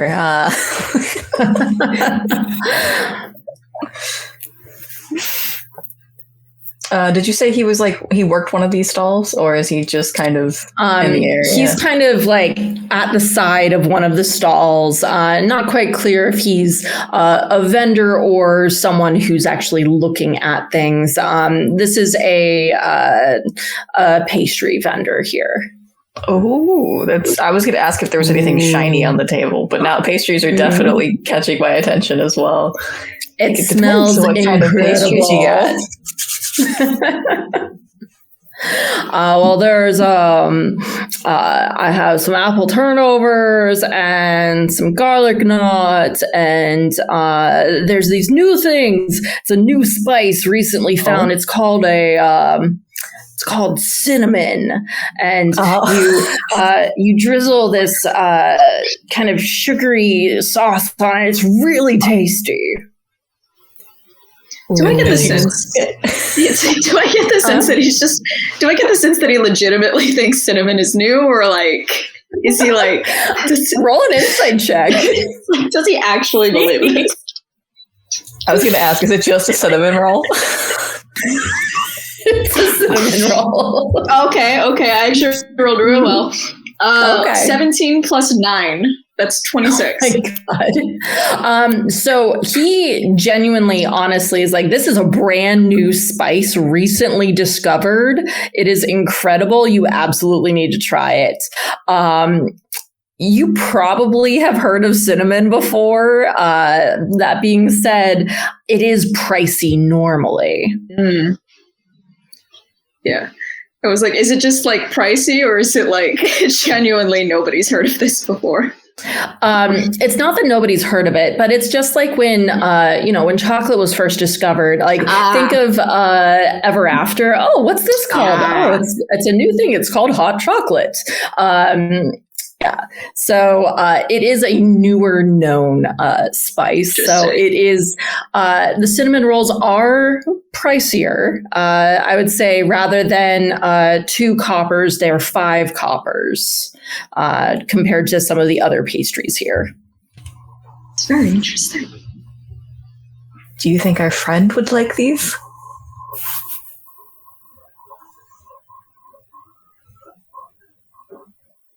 I am just staring him down. Just unblinking. Well, everyone would like these. I think so. I think we should get some, personally. Of course. I'm all for that. I will buy. How many people do we have? 1, 2, 3, 4. Is our captain with us? The captain stayed behind on the ship because, as she put it, too many of us will be a little bit inconspicuous, so we're going to stay here. Extremely fair. Will ask for 5 cinnamon rolls. 5, right you are. That's 25 copper. Can I try and convince him that he's wrong? Can I try and convince him that he did the math wrong? Roll a deception check. I'm not good at deception. Can I give myself guidance? I'm going to say no because this is a snap moment here. And fair being point. Like, guidance is going to be fairly obvious. You're right. So I rolled a 14. Yeah, he just looks down and says, I think I was right. It's numbers it's are so 25. hard. I'm bad at them. And he starts wrapping them up in cheap, like the equivalent of like cheesecloth, because of course everything is reusable here. Ooh. Here you are. Thank you. I will like try and figure out where I'm gonna put these. Wait. Well, it does have like a nice little knot at the top, and so you can hold it. Yeah. What? Yeah. A little carrier bag, bag of cinnamon rolls. Got a little to-go bag. Mm-hmm. All right, thank you so much. This is wonderful. I'm sure that everybody will love this brand new spice called cinnamon. Yeah, tell them you got them from me. I will definitely do that. As we start to head away, I will kind of lean over to everyone and be like, do you think we should get cinnamon rolls or something for, the, if we're going to, rescue her, should we bring her like pastries or is that a courteous thing to do? Oh, perfect. This was perfect. It's going so well. We're all on the same page. I love that. Like you're doing great. We just give like Jupiter was fully like saw something shiny and completely had left the interaction for the moment and then just comes back. Oh, great. Perfect. I love how we're gonna just go like knock knock. We're here to like help you escape, but first here's a cinnamon roll. Okay, now come on, we gotta go. I love it. And I did note that we are about an hour and a half into the game now, so I think this is a good place for us to take a 10-minute break. But we will be back. I can do words. We'll be back with this module of Pilfer Princess from the Tale of Two Queens Kickstarter by Awfully Queer Heroes very soon. We shall see you in a little while. Bye. Bye.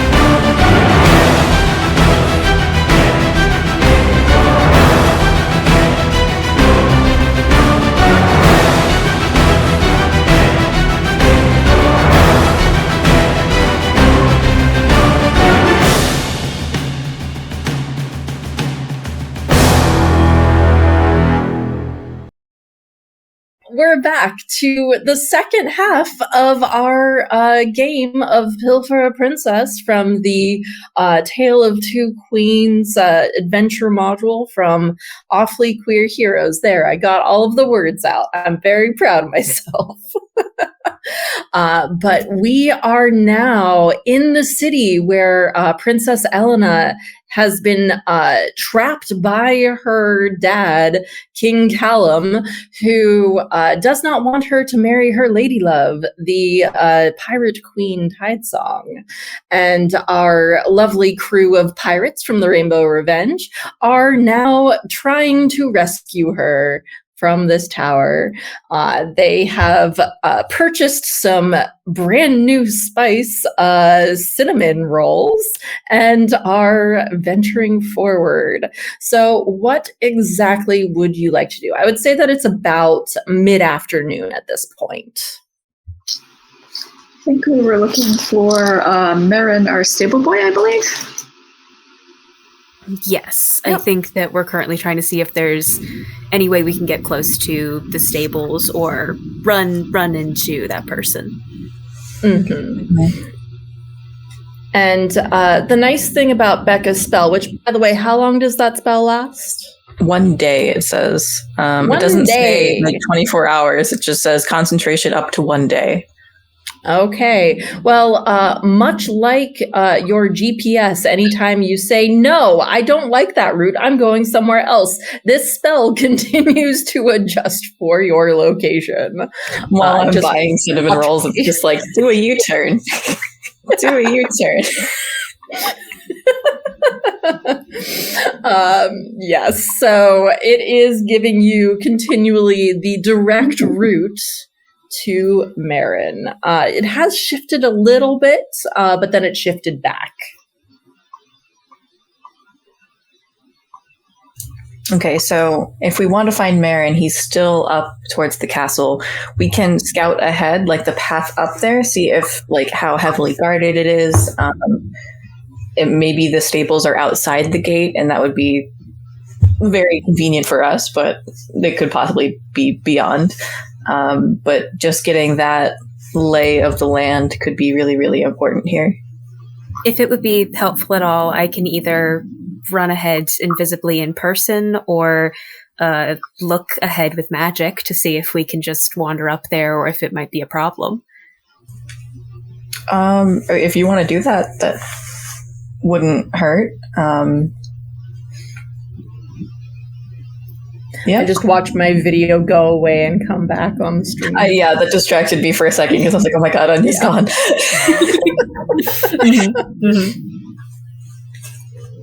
Yeah, we can do that. Let's see if I have anything that could also help with this. Just besides my, well, I can't cast anything because I'm concentrating on find the path. So I can let you know the direction that it's heading.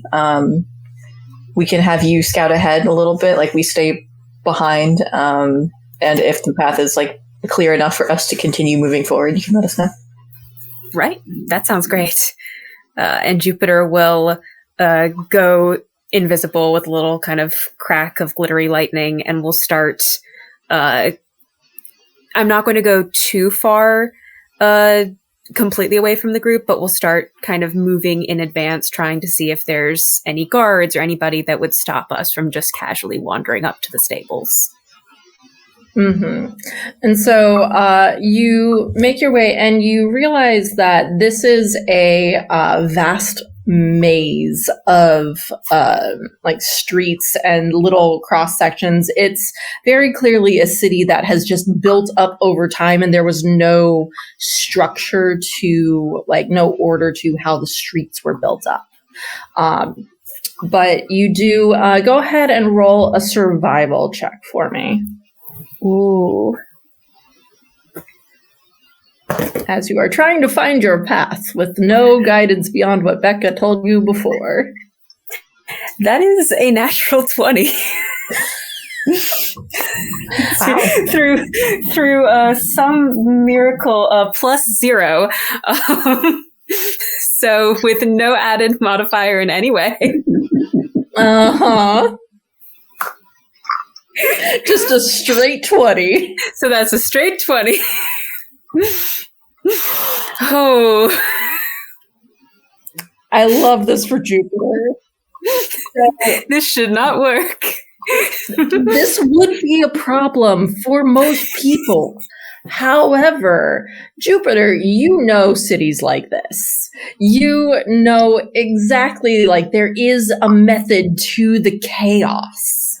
And so while to any other outsider, this would be a problem, you have no troubles at all. And so you quickly, it probably takes about a half hour, but you manage to find yourselves on the outside of what is very clearly the royal stables, which I will note are on the outside of the curtain wall. So while that is happening, I'm going to shift over to Vyrelle and Karbara. What are you two doing while all of this is going on?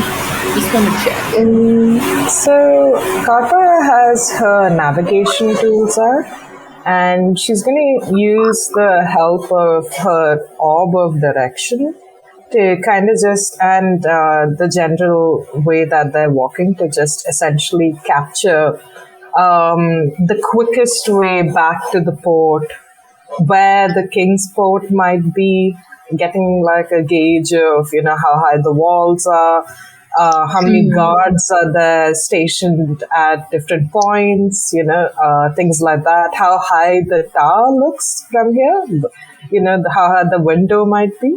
So just taking a couple of notes that way. Okay, just go ahead and make me a general perception check in that case. Gotcha. Could I give myself the bolstering magic? Sorry, say that one more time. It was a little bit hard to hear. Bolstering magic. It's the effect where I can give someone a benefit of a D3. Are you able to give that to yourself? Yes, which can be yourself. You can touch one creature, which can be yourself. Awesome. Then, of course, go for it. Awesome.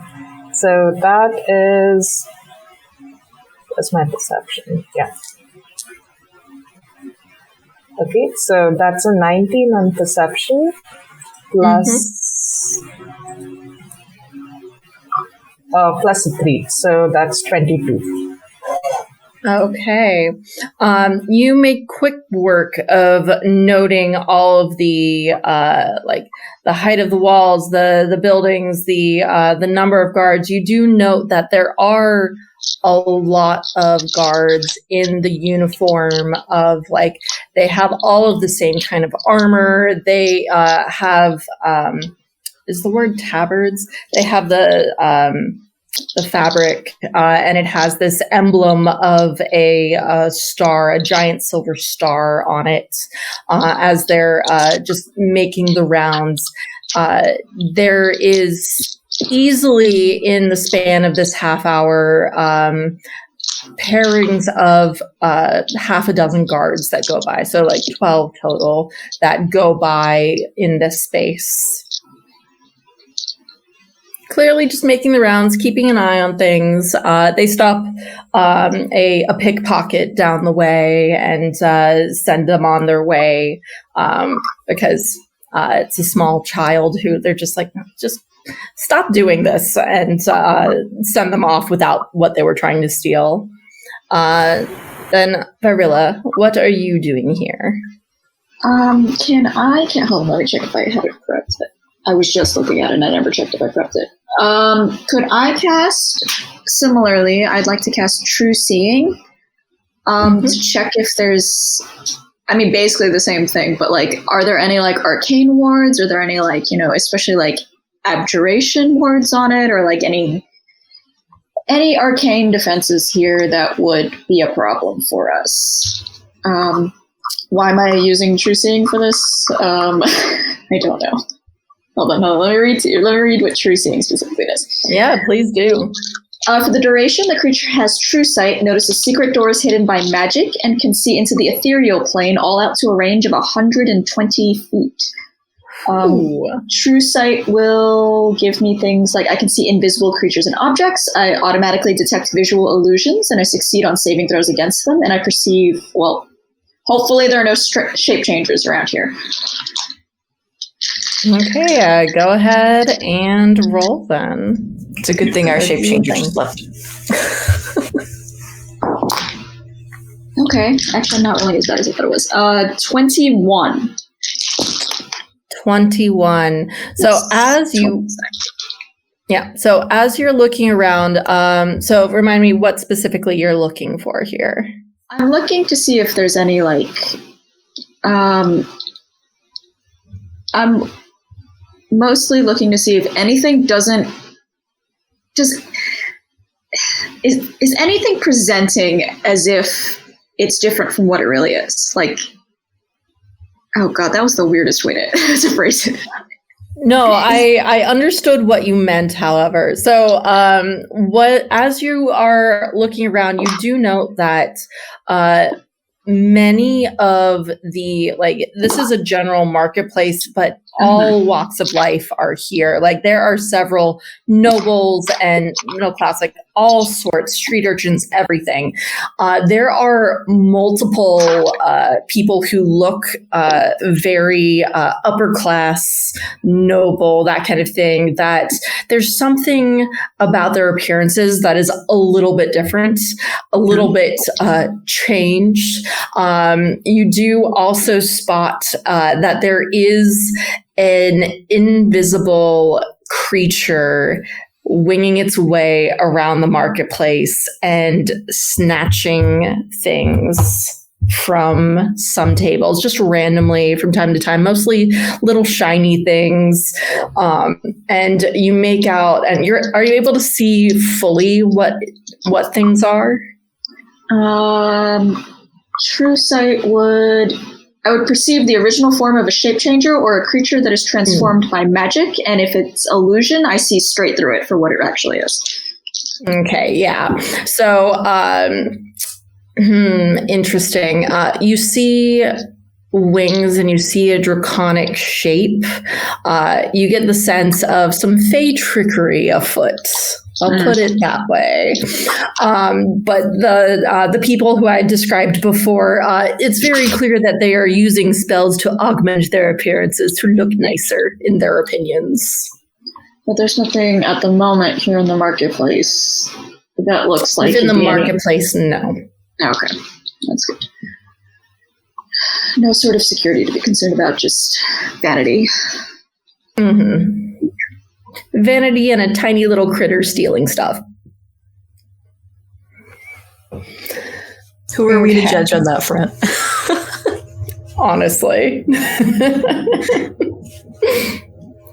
So, moving back over. Sorry, I don't want to ignore Becca. Is there anything that Becca is doing while you all are waiting? Considering my brain just went blank, probably not. I'm going to focus on concentrating on Find the Path. Sounds good. So then shifting back over to Jupiter, then you're standing outside the royal stables. They are massive and overall not terribly intimidating. It's off to the side of the castle, obviously not anywhere near the entrance itself, because if they're having nobles visit, they don't want people to see the horses. That's what the servants are for, to lead the horses away. And you see movement as a rather tall figure, kind of hunched over slightly. He looks to be about in his mid-20s or so. He's going around doing work, kind of like looking around briefly. A guard passes by and he looks down and away and just continues to do his work with kind of that gaze cast downward. Right. Everyone else is relatively close following behind me, correct? I don't know. We hope. What do you think? I think what I originally said, because I don't want to change it in our favor. I think what I originally said was we stay back a bit while you scout ahead. So we're not super close or like actively following behind you because you are invisible. I guess we'd be like kind of on like the edge of like the town before we start to go up towards the the castle. I will I'll hang out for a minute or two first, just observing this person and see if I can catch anyone using the name Marin just to be safe. And then I'll start kind of making my way gently back down to find everyone else and bring them up. I also want to see if is everyone working the stables here? Is anyone wearing kind of livery or sort of a uniform? So what you see is it is just this early mid-20s guy. He is honestly very, very quiet. Like sometimes the guards come by and they're like joking with him and they say, "Hey, Marin, when are you getting that horse ready, huh? It's about time we shipped off." And the guy just is looking down and says, I'll get right on it. Don't worry. And he turns away and goes back in and gathers up a horse, a roan with a star splash on its nose, and gets it saddled. And the guard goes on his way on the horse. But as you're looking around, there are easily like 10, 15 horses all in this stables here. And Marin, as you now know, is the only one working there. Perfect. Okay. In that case, And I will add, he is, because you had mentioned it, he's wearing a linen tunic with green and gold colors of the king's house, with that star emblem on it. And his boots are just completely caked in mud and possibly something else. He works with horses. All right. In that case, I'll give him a little bit of advance notice that we're going to chat with him. And I'll wait till whatever the latest kind of round of guards has left. And then at sort of the other end of the stable, I'll drop invisibility and change to be wearing the same kind of livery garments, colors of the king's house, and just peek around and go, "Hi, are you Marin?" He jerks instinctively and looks down and says, "Yes, who are you?" And he like gives a quick glance up and down again. And you notice that he has heterochromia. His eyes are green and blue. Hi, lovely to meet you. My name is Jupiter. I'm a friend. You probably haven't heard of me, but I've heard of you. I'm coming with some friends here on behest of one, and I kind of scoot up a little bit closer and look around, on behest of one Grace Tidesong. And he's like, he's brushing out a horse as you're talking to him. And like, you can see that while he's like stuttering when he talks to you, his hands are very gentle as he takes care of this horse, and they're very steady. But when you say Grace Tidesong, he jerks a moment, and then and the horse like wickers at him, and he settles it back down again and keeps brushing. Okay, yes. Great, yes. We are here on behalf of a letter that you helped with sending. Wonderful job on that. My friends and I would like to talk to you. Would you prefer us to come here to chat with you, or would you like to come and meet us down in town in a little bit? Here is good. There's I'm the only one here. You can come into the stable, but wait until the guard change to do it.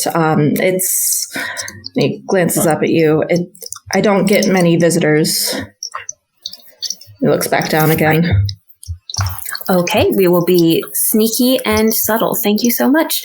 When is it just the regular guard change, or is there a point when they'll all be gone in a little bit? Oh, they don't all leave ever. In 20 minutes, and then in 33 minutes, and then 25 minutes after that. Great. All right. I will see you shortly. Talk to you in a little bit. And they whirl away, going invisible again, and start booking it back down the hill to find everybody else. And that leads us back over to the rest of the group. I figured out what I wanted to do. Because, while I'm concentrating on a spell, am I allowed to cast a ritual spell at the same time? Yeah, so concentration spells, you just can't cast other concentration spells. Okay, that's what I thought it was, but I didn't want to be wrong. I'm going to cast Augury to use the same little like rune bone shards that I had cast earlier for Find the Path. And just specifically, I'm looking at the whether it's a good or bad thing to ask Marin for help in planning this. Like if he's going to tell somebody, or like if it's going to be a good or bad outcome. Okay, let me just pull up Augury because I know that I have used it before. So wheel, woe, ween, and wheel and woe. Okay, and then nothing. Okay, so as you're doing that, indeed it would take 30 minutes, so that's perfect. Within the next 30 minutes, rather. So as you are casting these bones and you look at them, the omen that you receive from the bones is wheel. Okay. Sounds good to me. Invisible There was a Jupiter. moment where you thought there would be nothing, and then it turned to wheel. And then a wheel. Okay. It's a little hesitation, but a wheel. Okay. Invisible Jupiter, whenever she reappears, comes up and taps Karbara on the shoulder invisibly, and then on the other shoulder, and then on the other shoulder. Do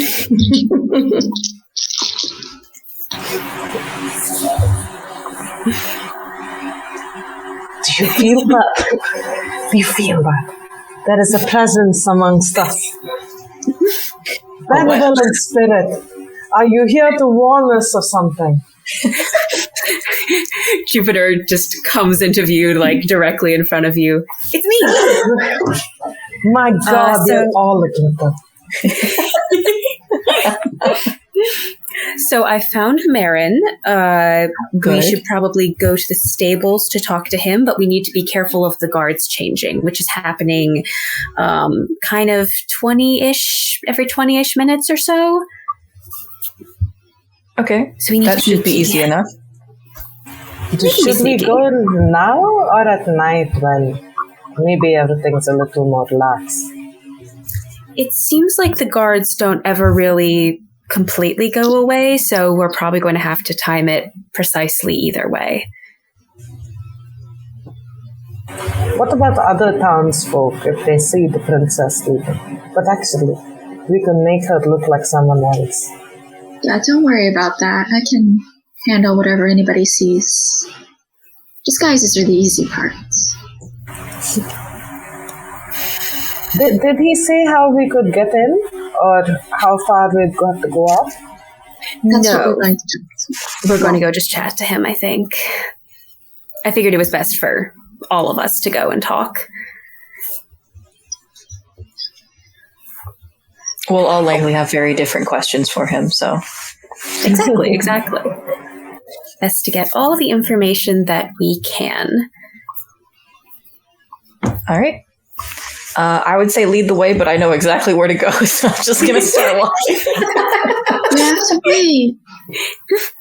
You have the map all laid out.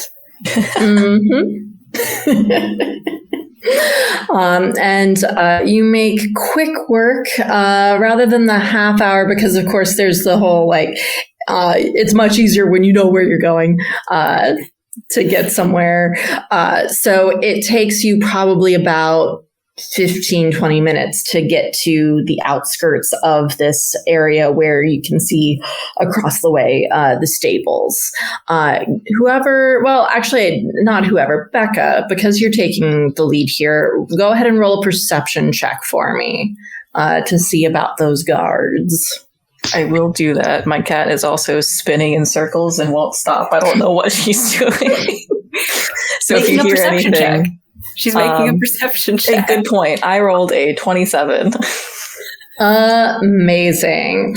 So now I have to think about the times that I told y'all. So taking into account when Jupiter went back, talked, I would say you notice that there are still some guards who are like, it's not that they're like just walking paths, but you see that there are a couple of guards standing off to one side. They're starting to look a little bit restless. One of them looks up at the sky, squinting. She's a dwarf with a very full, intricately braided beard. Has little beads woven into it, and just looks up at the sky, looks down, shifts a little bit. You get the sense that there's probably a little bit longer in the time that they have left before their shifts change, which we can get to that point. Yeah, I would suggest waiting for the change and then going, so we know that we have more time. And I'll change to again be wearing the sort of stable garments just in case somebody comes along and we can start talking our way out of things. But let's wait it out. Okay. So you see those two guards looking up at the sun again and going, "Oh, it's time. Whoa. There were balloons that appeared? That was odd. It's a party." I just meant, excitement for the changing of the guard. I was so confused, but it doesn't matter. They stretch, and that female dwarf says, "Finally, I need a beer. Come on, let's go." And takes her helm off and puts it under one arm and just goes marching off into the distance. I guess it's our cue. Let's go. Non-suspiciously. We won't be suspicious. Don't be suspicious. Don't be suspicious. Okay.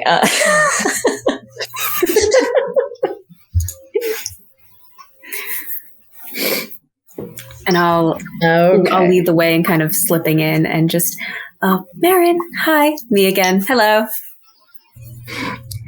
So as you all enter into the stable, he kind of jerks back a little bit and goes, "Okay, hi. You're here to rescue Princess Elena. Is that?" Yes, that's the plan. Good. Are you good? Are you breathing? No, it's okay. She doesn't deserve what her father's doing to her, and I'll do anything I can to help. What do you need help with? I'll do it. I mean, the best way to get in and out of the tower without being noticed, if you have any insight into that. Well, there's some options. You can always disguise yourselves. Sorry, that was me. Excuse you, throat. There's the guardhouse, and he points over near the actual entrance to the castle. You can always disguise yourselves as guards, or in any way you can get things from there, or just pretend to be guards. There's that might be an option. There's the kitchens. You can climb up the walls at night, maybe. That could be an option. There's also the sewer system if you wanted to go a slightly sneakier route, although it would not be the most pleasant. And he's like looking at all of you. I mean, I don't think that any of you are wearing or appearing to wear anything fancy.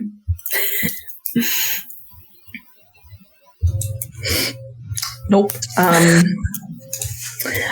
You could always disguise yourselves as nobles too, although that might be a little bit tricky with the king and all. He might want to meet you, which might be a little bit harder to do. Are there any magical wards around the power room? Like, say perhaps if we were to teleport ourselves into the room, would there be any way to stop us?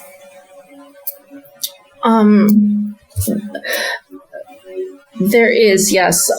There's this griffin statue guarding her room.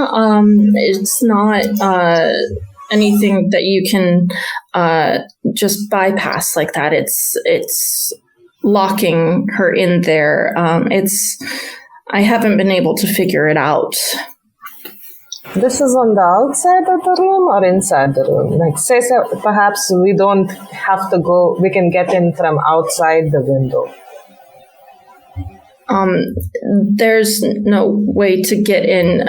She can send things out. It's how she got the letter to me. It's easy to drop, but nothing can go inside the windows. I tried once and I couldn't get in. It's not the... my sense from what he's saying is that it's like the windows are big enough, but nothing can actually like pass through nothing it. living can bypass them. Shame. Well, I guess that answers my question. If theoretically a cloud could go in. A living cloud. Could we float in? Oh, that'd be cool. It may be a good exit strategy because we can move really fast if I cast Windwalk, and we might just be able to go, honestly, straight to the boat from the tower. We could also maybe, if we're in the room, maybe teleport out of the room? I doubt it. If you can't go in, then normally There's it works definitely both ways. Going to be something blocking that, yeah. You said there's a griffin statue thing that you haven't been able to figure out. What does that mean? There's a riddle. I don't understand it. I've tried a couple of ways, but it doesn't do anything. What sort of riddle is it? He thinks for a moment. I'm going to see if he remembers. Can I help him out? How are you helping him out? Come on, you can remember it, son. I put my eyes on his shoulders. You can do it. Remember the power of positive affirmation. Well, with that positive affirmation, he still only got a 5. So he sadly does not remember the riddle. I still want to cheer him up. Can I take out my wand? And I'm saying, now, if you ever feel bad about yourself and you feel like you could do with a smile, this is for you. And I give him a wand of smiles. So he doesn't feel too bad about not remembering the riddle.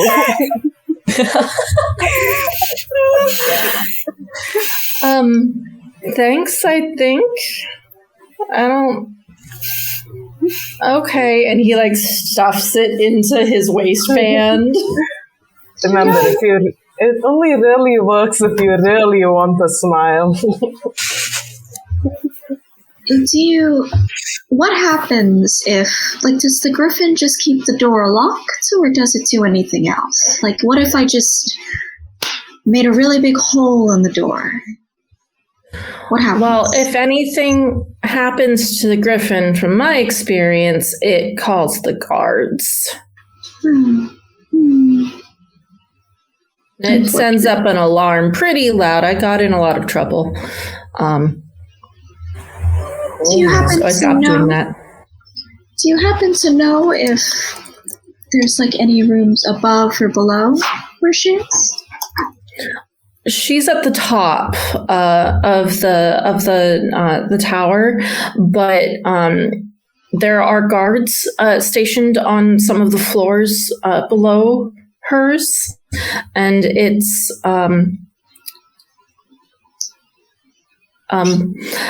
there's a lot of guards. King Callum is very insistent that she needs to stay.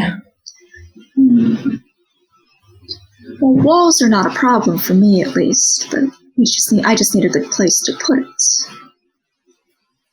Also, that is. And if the statue is loud, you did mention silence, didn't you?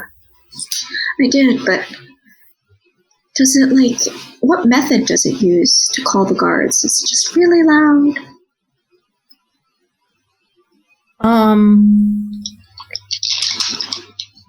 Silence doesn't work on telepathy. It doesn't specify. It says the guards on the floor below will be alerted. So many methods. I'm going to say there are so many methods. He does not know. Okay. There was a loud noise when he tried to bypass this thing, but there could be something else to it. So he's like, it was a very loud noise, so maybe if you silence it, I don't know how you do that, but if you, because he is a stable hand. Yeah. High level magic that you're talking about, he's just like, I don't know what's happening. We're asking for Fort Knox blueprints here from the stable hand.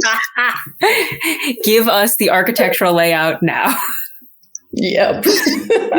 He's trying to be helpful. He's given you some ideas of ways to get in, but besides that, he's just like, I don't know what you are talking about with silencing this magic spell thing. What is happening? I think our best through walls. bet, what? I think our best bet of the things so far is the disguising ourselves as guards, maybe. That could give us free reign to pretty much walk up there if somebody finds us, be like, oh, we're looking for intruders. And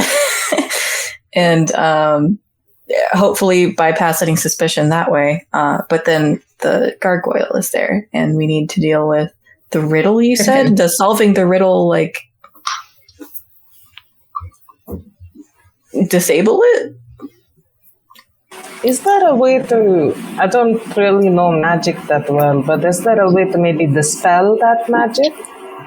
Or maybe if we were to, I don't know how fast it reacts, but break it maybe perhaps before it sounds an alarm. I could pick it up and throw it out the window really far away. I mean, I can try to dispel it.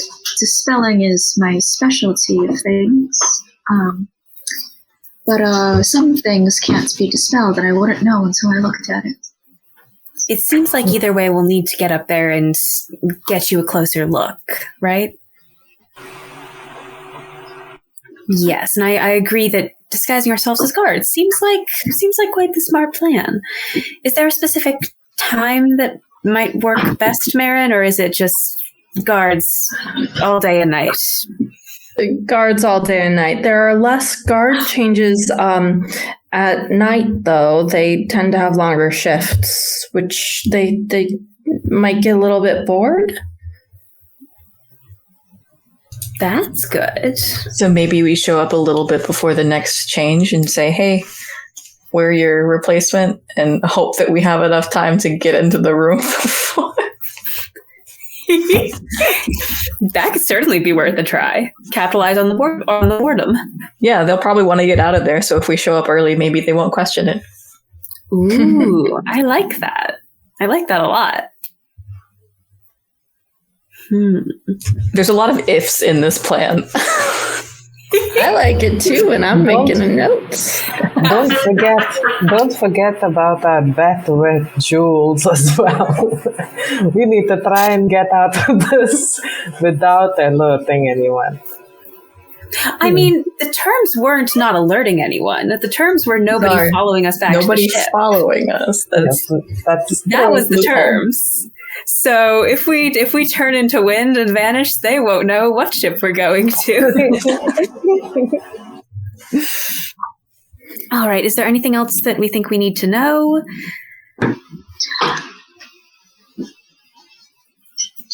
Nothing's coming to my mind. What happens to you, Marin, after all of this? I stay with the horses. They're my friends. They need me. You know what is like a horse, Marin? A ship. But ships aren't alive. No, I would rather stay with the horses. That is because you have not been on a ship out at sea. Now, the high you get out of being out at sea and being a pirate is something I think that could really help. You come out of your shell. I'll believe you and just stay here, thanks. I think he seems okay here. Don't want to force him into something that's going to make him panic. Jupiter has started doing very serious mental calculations on how many of these horses could we fit on the ship with us? Honestly, because we could solve this by bringing the horses along. Exactly. At least several horses could fit on the ship with us, right? That's not unfeasible. Our job is to get the princess, not marry. I love the idea of us just skywalking down, and the captain looks up and it's us with 7 horses and the princess. I think this plan is perfect, personally. I don't think there's any notes that we need to alter here. Marin, the horses can come too. Marin, but they're not mine. Sweet boy. Do you have any, boxes of yours that you keep your things in that you don't want, the guards to get into or anything? What do you mean? A little box or a chest for your personal possessions. Oh, and he looks up at the loft, and you see that there's a little area that's sectioned off that has various little drawings and a little thatch, a bed there, and a little rough table. I'm there. That's where I live.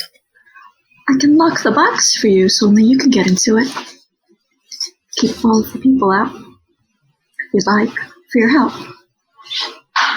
Oh, I guess. How would I get access to it then if other people can't? You just say a little password, anything you like. You tell me what it is, and I'll do it. And if he would let me, I will cast Arcane Lock on whatever. This lasts until it is dispelled. So this lasts essentially forever. And if he were to stand, I will set it to whatever he wants if he wants this. If you set a password when spoken within 5 feet of the object, it suppresses the spell for 1 minute, so that it can be open and closed. Otherwise, it is impassable until it is broken or the spell is dispelled or suppressed. So this is a forever lockbox for his help if he wants me to do that for him. Just do not he will make take password horses. We have to teach him passwords. Oh. Teach him about password security real quick. Just your wheel set right here. That was going to unroll a skull. She has a thing for a moment, and he bends down because he's 6 feet tall. He bends down to Vyrella's ear, and are you still in a strange into a different form? I kept it at the same height that I was. So. Oh, okay, yeah. So he bends down and whispers, "Peach Blossom." Okay. I will set it to that. Exactly. So then, if he wants to test it, and I will show him how it works. So now, any guards that are like mean to you or anything can't get into your things. Thank you. And he like gives you one quick glance at your eyes and back down again. I just wanted to make sure you had something for helping us. I appreciate it. Anything for the princess. She should be happy. You should be happy too. I am, around the horses. Do you know the princess very well? Are you close to her? She's very nice to me when I see her, and so I just want to help her. And did she ask you for help before? Small things, getting the notes to her queen, helping to get information back and forth, helping them to meet in secret, things like that. It's sweet. It is very sweet. And that's why we're going to help her. Yes, indeed. Has nothing to do with the payment at all. Nothing at all. And you can see he like wipes little tears from his eyes and he's like, Well, I'm going to go back to the horses now, but I'm here if you need anything, and I'll do what I can. Thank you so much for your help. Good luck. Heck yeah. I'll kind of turn around to everybody else and just, all right, so if we're going in the evening, would that be tomorrow, do we think? Tomorrow evening? Or tonight? Or... I do like the idea, Becca, of kind of capitalizing on any of the board guards. That seems smart. I mean, just the ones waiting out here for this shift change, that wasn't very long. They were really waiting to leave. Yeah. What time is it currently where we are right now? It's probably nearing around dinner time at this point. So somewhere around like 6-7 o'clock. Okay. So we could go for tonight if we just felt like giving it a try. Could. I'm personally all in favor of that. Hey, no time like the present, but if there's other plans... Is that a way that we could alert the captain, maybe? Let her know that, we might be returning to the ship at so-and-so time, and we need to leave immediately.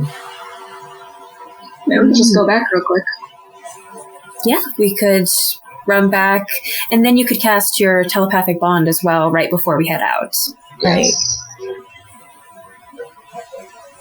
And at this point, Marin has gone off and is like taking care of horses. He's all peopled out. Respect. Extremely reasonable. I respect that. I like that. Let's run back to the ship, talk to the captain, and then we can try and sneak in tonight, yeah? Sounds good to me. Could I, when I cast Arcane Lock, could I use that to bring up my Arcane Ward, because it's an abjuration spell? Yeah, I don't see why not. Okay, awesome. That lasts until I finish a long rest, so now it's just a thing that exists. Okay. Hang on just 1 second.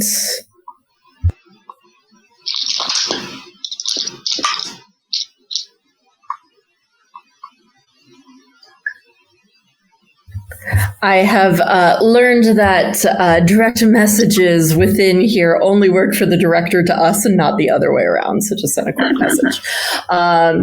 Okay, so you all want to head on back to the Rainbow Revenge. Yes. Okay. Yes. Do a little bit of regrouping there, chat to the captain, and then sneak back in under the cover of darkness. That sounded so evil. I love it. Darkness. Dun, dun, dun. Okay, so you make your way back towards the docks. And as you do, you hear someone call out, "Hey, Gunther! Gunther, is that you?" Oh, jeez. Hey, didn't think that I'd see you here.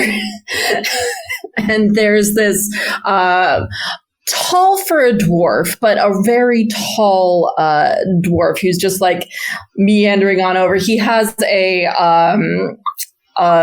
butcher's what's the word, apron on, and is like has everything tied back. He has his beard tied up too. It's like, Gunther, I thought that I told you not to show your face in this town after the last time you were here. What you doing here, bud? Could I do like a history check or something to see if I've ever heard of a deal gone wrong or a butcher after Gunther's life that he's ever complained about while, we were just dealing cards? Go ahead and roll a history check for me. Oh, this is such a shot in the dark.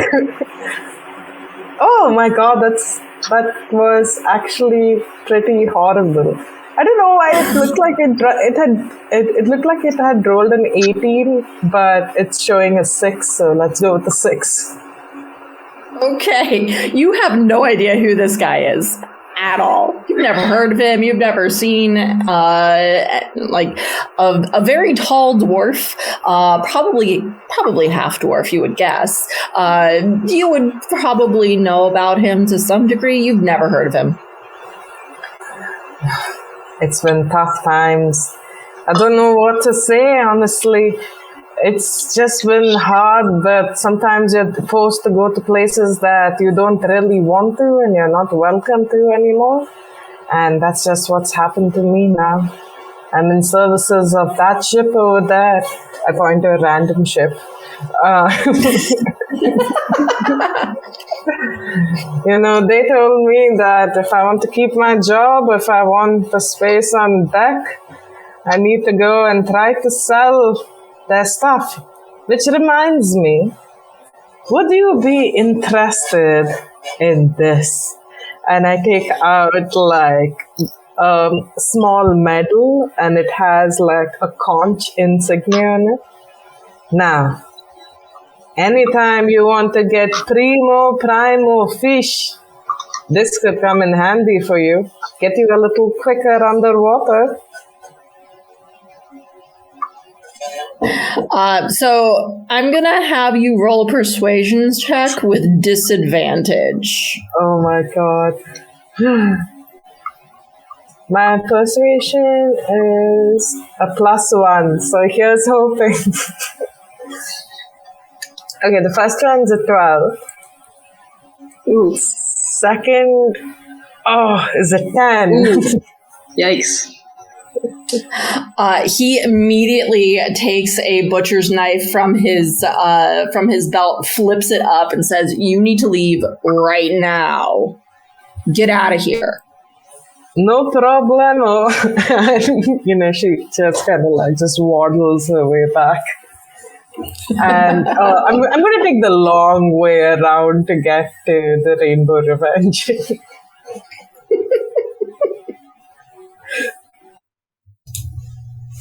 Yes, Gena, I see this. Yeah, no.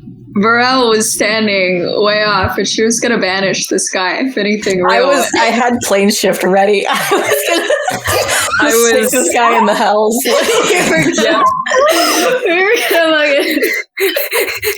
You see, like, Jupiter just kind of briefly pulls a sword out of thin air that, like, has Vanishing Smite cast on it and then puts it back into thin air. We're all just going to send this guy Your average Joe butcher who has something to say about this Gunther guy. Listen, we're wizard with chain lightning. That's how I solve problems. Listen, we're ride or die. We've been working together for a long time. We think the same way. Chain lightning solves a lot of problems, you've got to admit. Everything seems fine though, so I'm just gonna go now. Oh my god, the butcher has no idea how close he came to just blinking out. He would have had a very bad day. Yeah. Maybe the last day. Who banishes him first? Oh, jeez. But you make your way back to the Rainbow Revenge with otherwise no issue. And so, as you do, you find Captain Birdie in her captain's quarters, which you would know is a rather large, sprawling space at the front of the ship, which I forget terminology, so front of the ship.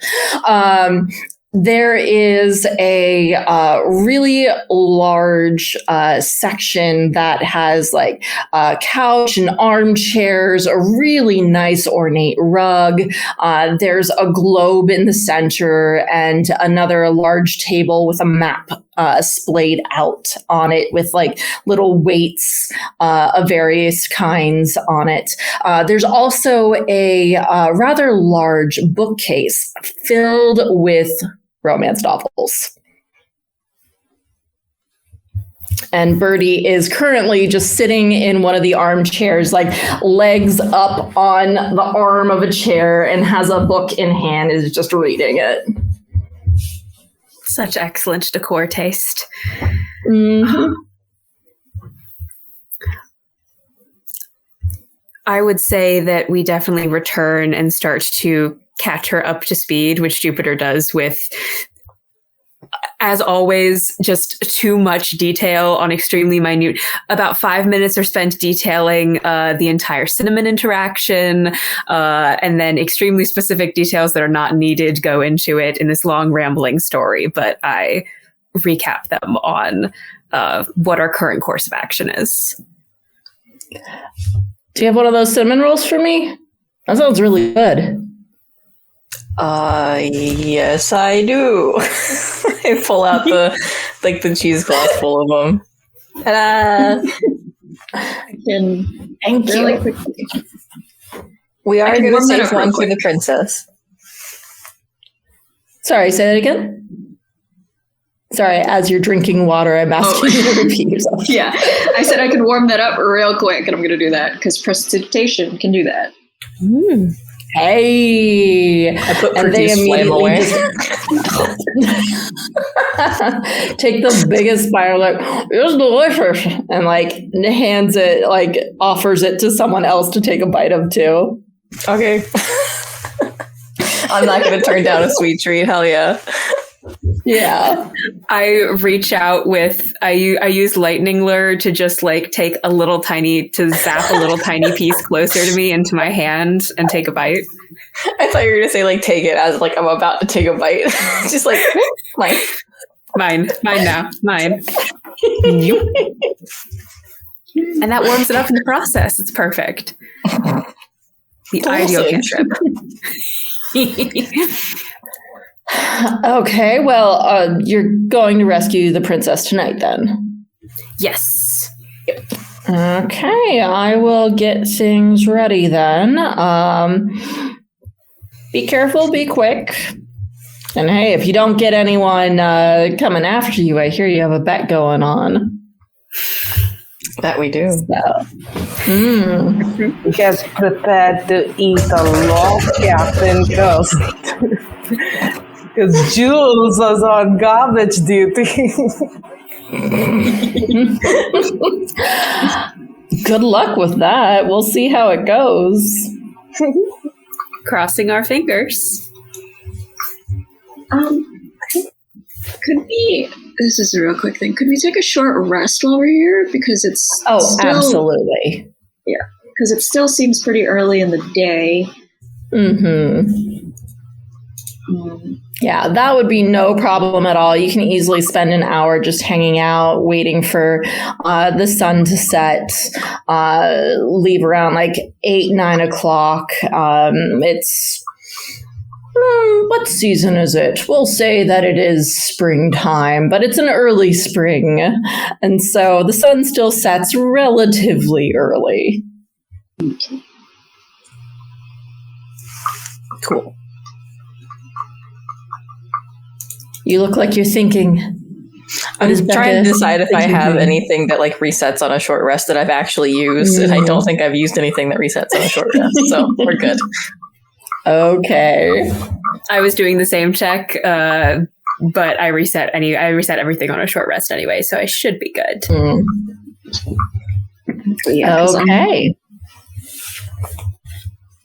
Awesome. Okay. Apparently, I've decided that arm up on the knee is the right pose to be in right now. It feels right. Seems fitting. Seems right. Yeah. I mean, it feels very queer, which I am, so hey. There you go. No need to sit in the chair properly. No. Yes. Why would one sit in a chair in the traditional way? No. Never. Okay. So, around what time do you leave the ship then? Because it's about, judging by everything that I've described, it's probably about 45 minutes to get to the castle. Maybe a little bit less depending on your method of travel. Maybe we leave around 8 or so, and then we're getting in starting around 9. That seems like well enough into the evening. I was thinking maybe a little bit later to make sure that the guards are tired. Ooh, nice. Yeah, like more in the like 10, 11-ish. Yeah, like getting closer to midnight. That sounds good. I assume there's going to be a guard change at midnight because that just makes logical sense to me. But whether they actually follow that or not, who knows? It just feels right. Also, if we were to make like a distraction somewhere, it could really help focus all the attention over there. If it's closer to midnight and there's nothing else happening. This is true. And if it's about 45 minutes back, in that case, we might not be able to cast it with the captain. Yeah. But are we thinking of casting telepathic bond right before heading in? Yes. If it's 45 minutes back, then I'll just do it right as we get there. Got it. I'm also going to hand a good berry to everybody. Ooh. Just to have. Yeah, thank you. Let's see if there's anything else I want to cast. Nope, I don't think so.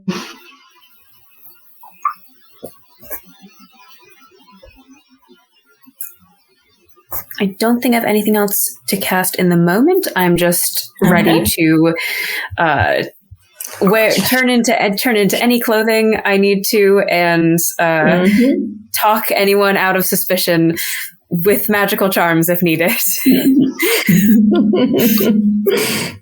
Just in case. Excellent. Okay. So, is Vyrelle casting the telepathic bond then? When we get to like the gate or wherever as we're about to head in. Okay. So leaving the captain out of it then. Yes. Well, only 15 minutes if we do that. Yeah. So as you make your way back up to the castle, this late at night, there are people drinking, carousing, playing music, having a grand old time down here, especially near the docks. And it gets a little bit quieter the further up towards the castle you go. Now, are you planning to disguise yourselves as guards? Okay. I think so, yeah. You pointed at like a little guardhouse that we could go into, right? Yeah. So you walk up, and obviously I'm assuming you're not like dead center of the street or anything like that, but just for a little bit of a description, the gates are at this point closed. However, you see like the curtain wall here. There are occasional guards making the rounds up high above, and you see just to the right of this closed gate is the guardhouse, which is attached to the actual wall here. And you do also notice that within that massive gate that's closed, that there is, as many have, a little regular sized door off to one side with it as well.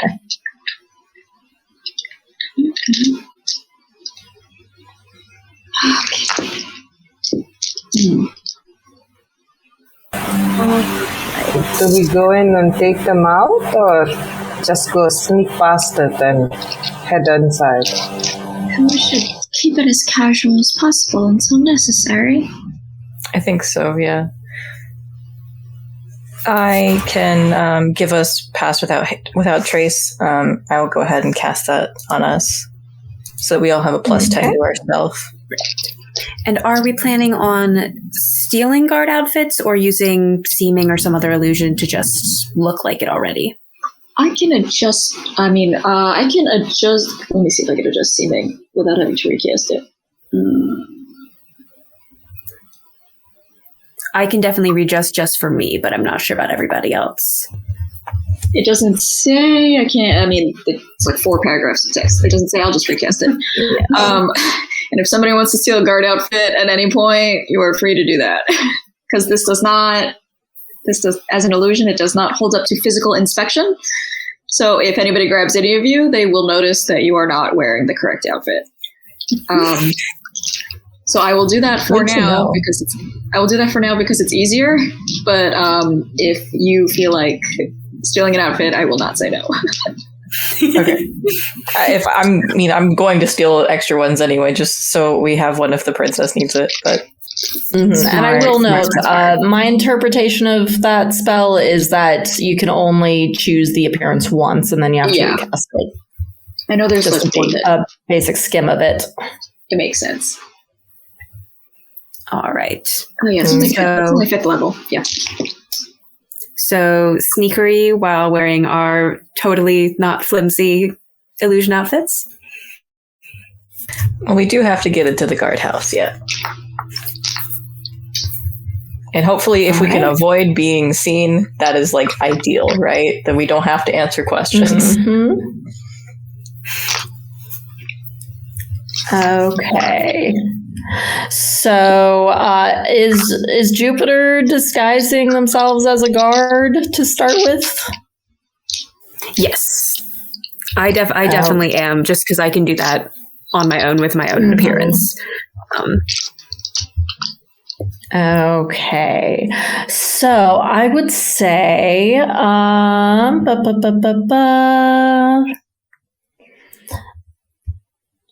I would say roll a perception check to start. As you're looking at this guardhouse, it's a sturdy building, 2 stories tall, only a couple of windows. Looks like a fairly old building. Is this everyone or just Jupiter right now? Just Jupiter. Okay. Cool. Perception. Oh my word. That's a lot. That's a perception that's 25. Amazing. Second 19 I've rolled. So, as you all are making your way in this direction, you, Jupiter, dressed as a guard, you see in the, not quite in the doorway of this guardhouse, but to the window just to the side of it, you see the silhouette of a figure who's like peering out, spots you, and is immediately going to open up the door and come out to greet you. Guards woman, I don't think I know you. This is a gnoll who is just the armor has been custom fit to them, and they are kind of looking at you curiously. Hi there, are you new?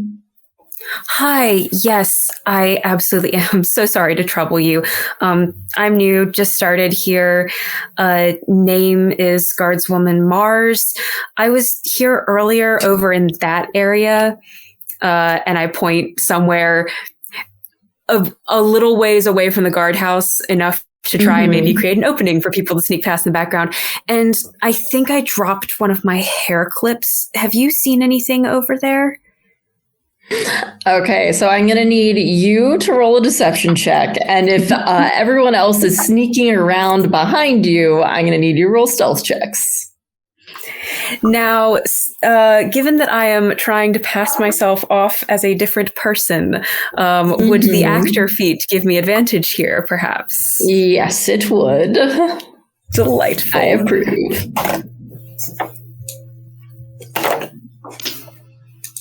Okay.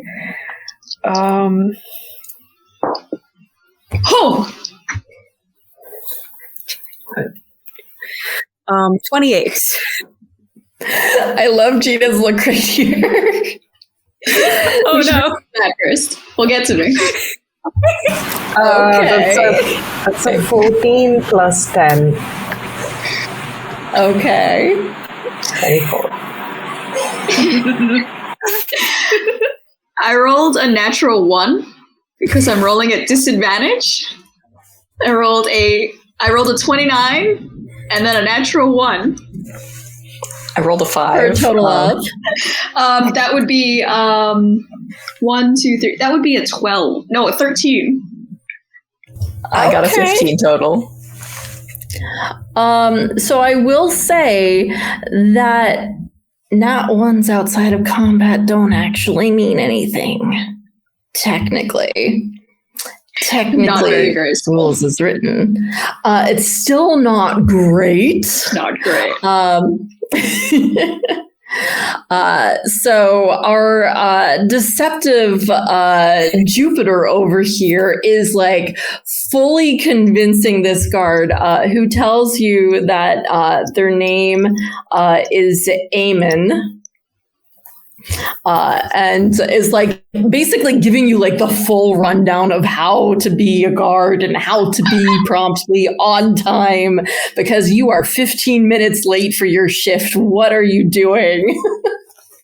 I'm Like, listening giving you so the whole attentively. spiel. I'm listening. I pull out like a notebook and start taking notes at one point. I'm wrapped with attention.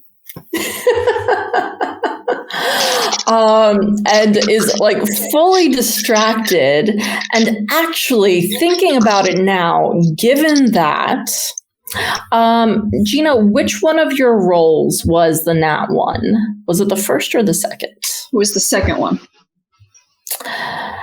I feel like that distraction for that guard would have given y'all advantage. Oh my gosh. Because Jupiter rolled so high. So that would mean that the 29 holds, and Becca and 17. Karbara can roll again. I thought the first roll was a 22, I think. Okay.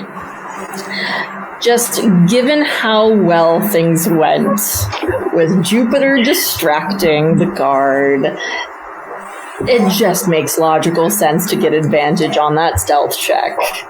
All right. I'm here to talk to people. That's my goal. Is the guard actively rolling perception, or are we going against passive perception? You're going against passive. Okay.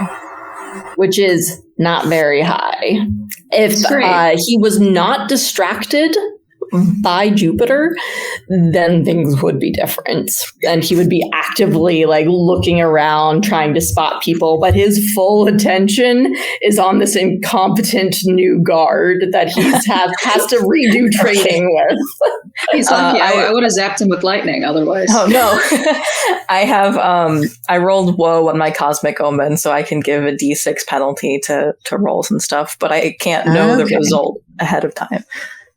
Okay, good to know.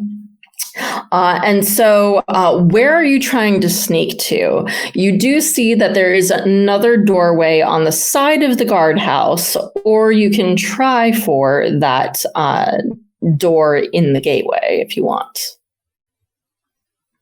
It's just a matter if you want guards' uniforms or not. I think we do want uniforms, right? Depends. We've got like the illusory uniform, so it should hold up to just passing by unless somebody like physically touches us, which would be weird. Yeah. And then if they do, then we just take it directly off of them. You scare me sometimes, but you're right. That actually could be easier, maybe not draw any attention to ourselves immediately. Mm-hmm. Yeah, so I guess we'll just bypass the stealing of a uniform and try and get into the castle. Or in that wall. Okay. So, you go up to the front door then. Could I do just like maybe listen at the door to see if there's any sounds inside, anyone walking around? Sure. And go ahead and roll a perception check. To add to the perception as well, could I open up my magical awareness? It lets me know about any magical effects up to 60 feet away. Okay. The perception is a 22 total. You hear the sound of dice on the other side of the doorway. That there are people actively playing dice behind it. Oh my god, it's a gambling den. This is so hard. Let me do it I'm just going to do an intelligence. Oh my god. I rolled a 2 on that. I so want to go in. I look at everyone and I'm just like, How much would you hate me if I said I wanted to go in and gamble with them? I will send you to a different plane if you go in that there. Is enough I understand plane shift. I will stay here. Okay, there are people behind this door. Do we try another door, or do we try scaling the wall or something?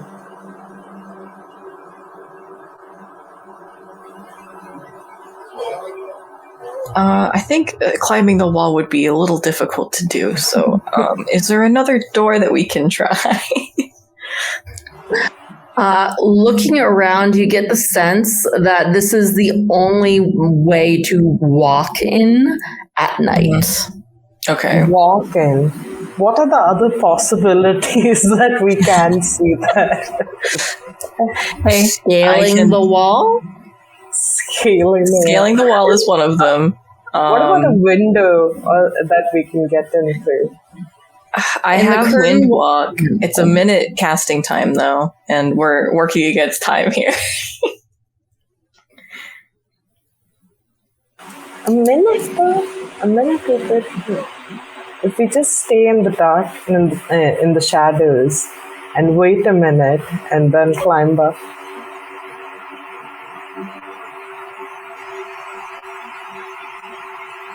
I'm still mildly concerned about this window, because if no living thing gets in, we are not inanimate even as wind. You know what I mean? Right, but we do just need to get into the castle at this point. It's true. And the Windwalk you can go in and out of, but it lasts 8 hours. It's true. But it is a minute to go in and out of the gaseous form. Yeah, and you're each individually able to decide to change out of that form. Like, you're not stuck in it until Becca says, okay, now we're going to turn back. Not that you're able to talk to each other in it either, but, you know. We're still telepathic. Oh, so we do have telepathic bond. Oh, yeah. Will the gargoyle be able to decipher if we're just in the gaseous state? Maybe it wouldn't ask us a riddle then, and we can just go past it inside. I mean, You don't know. we don't know. Screw it, I'll cast Windwalk. Yeah, We can always go just- over the wall. We can go over the wall. It's true. What's Jupiter doing right now is you're continuing to get lectured. Taking, like, since I don't know, except if any of you are informing me through the telepathic bond, kind of where your progression has gone to. But I stay for as much of this lecture as I can handle. Again, very, very rapt in attention, paying very close attention. Does it look like this guard is going to continue going at all, or Roll an insight check for me. how much of the guard training did I miss? I will extend Windwalk to Jupiter as well, because it's people I can see within range. Mm-hmm. Right, that is a 15 plus. There we go. That's a 15. I did not take 15. You get the sense he's going to keep talking for a while. All right. I get that sense. Mid taking notes, Jupiter in disguise as guardswoman Mars stops and, like, gaze snaps to the nearest dark shadow or random corner and goes, "What was that? Did you hear that?"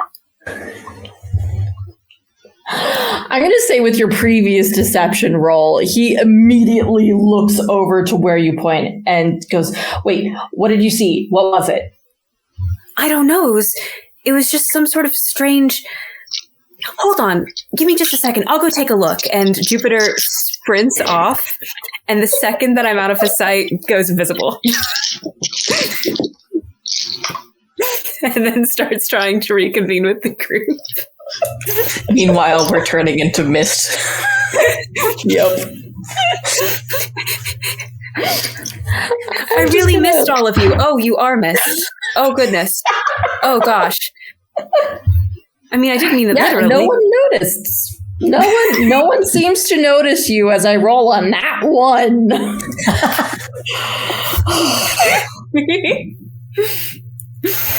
I don't know, this is great. The dice are telling a story here. They clearly are. No one notices y'all turning into mist. Like, honestly, the visual of someone just going and turning into a mist form is beautiful. Yep. And you make your way. Where do you go? Well, hold on. We have a flying speed of 300 feet in this form. Yeah. Uh-huh. So, is it possible we could just zoom to, like, at least the base of the tower? Just smack into the glass. Like a little bird or like a bee trying to get in. A strong wind batters the tower. What was that? Because 300 feet in 6 seconds is wild. Fast. Yeah. So you want to get to the base of the tower really quick. Yeah, because I know we can't go in through the window. Or we've been told we can't go in through the window. So, and we still look like guards when we come out of this form. So just getting to that point. Valid. You get over the curtain wall and you see that there's like the main central part of the castle off to the left, and there's a very large courtyard in the middle, and then off to the right, still attached to that main part of the castle, but there's this very large tower that's like 7-8 stories tall, and it's a circular tower here that has windows every now and again. And at the very top of the tower, you see a balcony with a window that you presume to be where the princess is located. I would love to just form on that balcony if we didn't have the information that the window doesn't let people in or out.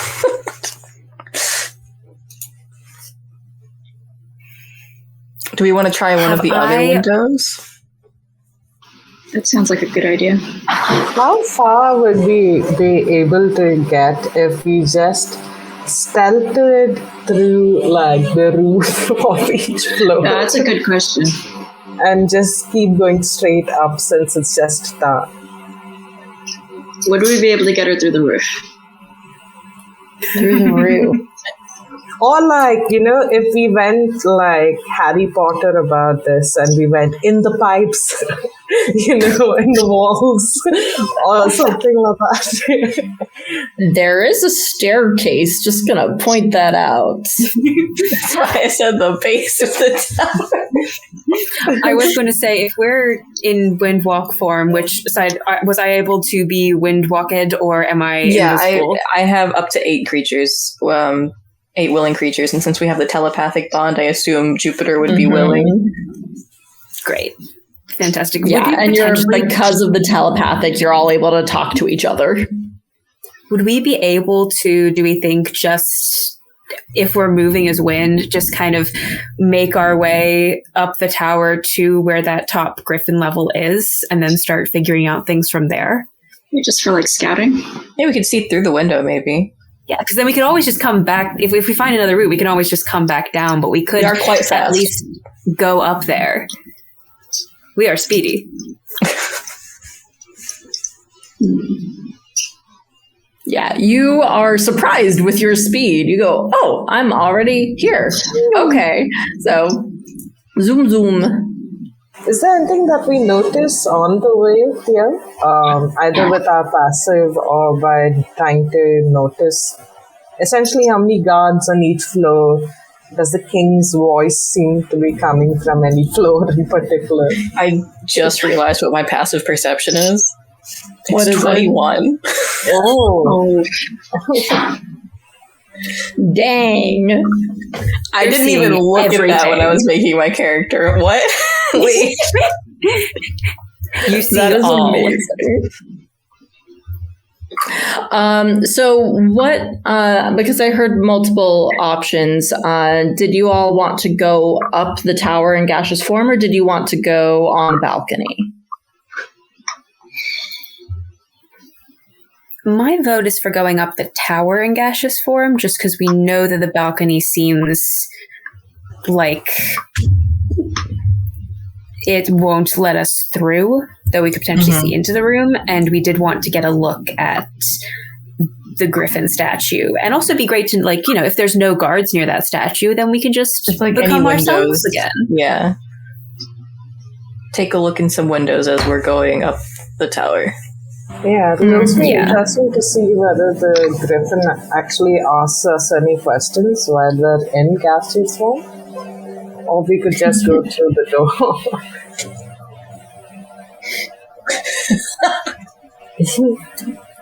That's a valid point. No, as you make your way up the tower, there's a central winding staircase going all the way up, and there are rooms coming off of it. And you are able to, like, even duck your equivalent of a head underneath the door frame. Like, it's not like touching the ground. So you're able to poke in and see what's happening in the various rooms. And you see let me get to it. On the first floor, There are no guards. The second floor, there are 3 guards, all in their own individual rooms. Third floor, no guards. Fourth floor, 3 more guards. Fifth, none. Sixth, guards everywhere. 4 of them here. So every other floor has multiple guards. And then you get up to the 7th floor, and here you see an ornately decorated space with a giant griffin statue with glowing red eyes. The statue is staring at text on the wall that reads, "Show me only true love." We can solve that. I have a letter that declares true love. I mean, if we can't get in with Gash's form, like that, I could just show the letter, right? Theoretically. It feels like showing the letter is certainly worth a shot. It certainly indicates true love. Should we turn back to physical form or stay gaseous? Well, someone's going to have to turn physical, whoever has the letter. Yeah, I mean, I have the letter. Either way, we're going to have to deal with this so that we can get her out. How about you go in front and see if it reacts to you? If it does, yeah. I'll take the minute to turn back into physical form. I'll also take the minute to turn back into physical form. I will also. Hopefully not anywhere near it. I will, yes, I will. I can hang out near, if the staircase to the next floor is out of sight, I can be keeping watch for the moment, because I'm not the best with riddles, but I can keep an eye if anyone starts heading up our direction.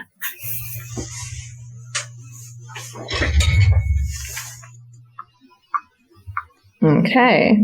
And is there anything that Vyrelle is specifically doing? Right now, other than making the change, no. I'm sticking with Becca for now. Okay. So the 3 of you, Karbara, do you transform back as well? yes. And I'm just going to maybe give Jupiter, if you really want something to help you distract and get away, because I know you can get invisible, here's this little pipe for you. Now, if you blow the pipe, a magical little creature, anything that you want, it can also come out as sparkles, because I know how much you love your sparkly magic, and it'll become a nice little mythical creature, anything of your choice. Maybe only for a couple of minutes, but it should be enough to get you a distraction to get away. Thank you so much. Oh, this is lovely. And they take it absolutely delighted. Oh, thank you. I'm already going to plan how to get you a great gift too. How about you make a bet with me instead? Do you think that you will use this pipe tonight? I think I will. Okay. Well, that seems like a losing bet already, but I will take it. Delightful. I'm just going to leave my echo with Jupiter, Okay. and just in case, if they need backup, and I just need to quickly come by the side. Sounds Okay. good. So, Becca, you see this griffin statue staring at the words carved into the wall that say, "Show me only true love." And I will note true and love are capitalized here. That feels important. I don't know what it means. I am going to gamble by standing in front of this griffin, and I'm going to unroll the letter from Elena that I have and kind of hold it out as if the griffin is reading it. Did we lose Anya? Oh no. Frozen. A cliffhanger. We'll never know. Oh no! There she goes. Oh no, we can take over from here, guys. It's fine. The GM's not here. And we rescued the princess, and everything was fine. And nothing bad happens. We don't get discovered. No one follows. There are no us. Consequences for our actions. Hi, hello. I was able to tell me Yoda disappeared. Okay. And I currently can't see Kumi. Oh no! Soon. Oh yeah, Kumi But in any is case, frozen returning for me. Oh no, Kumi, can you reload? Oh no, wait, I see. There we you go. now. Never mind. Okay, getting back into the game. You unfurl this love letter to Princess Elena's one true love, directly in front of the glowing red eyes of this griffin statue. You pause for a moment. And another moment, and then the eyes dim, and a doorway opens behind it. It worked. It worked. Heck yeah. If I peek my head in the doorway, what do I see? You see a very, honestly, beautifully appointed room. It is, while the princess is captive here, does not mean that she's any less royal. Sumptuous velvets and brocades and tapestries are covering the place. There are bookcases filled to the brim, and you spot the Princess Elena sitting at a little table. She has long, dark brown hair, just wavy down her back. She's wearing a beautiful off-the-shoulder emerald green dress with intricate gold work done all down the front. She's reading a book, and you can see from that angle this expression of sadness on her face, and then this very large pendant of a star on her, like on the top of her dress. When I poke my head in, I'm gonna have this big smile on my face and go, "Did somebody order a rescue?" She immediately snaps her book, looks up and says, "Who are you?" We were sent by the pirate queen to come get you. I have your letter, and I'll hold it out. Great. Really? Great. And she Excellent, yes. immediately jumps up and comes rushing over to you to look at the letter.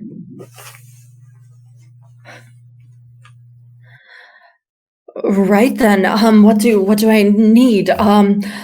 One moment, and she begins like frantically gathering like trousers and other clothing. Like she's wearing a full dress. She immediately just tears it off and is like throwing on other clothing. She's like, I need something portable, something I can move in.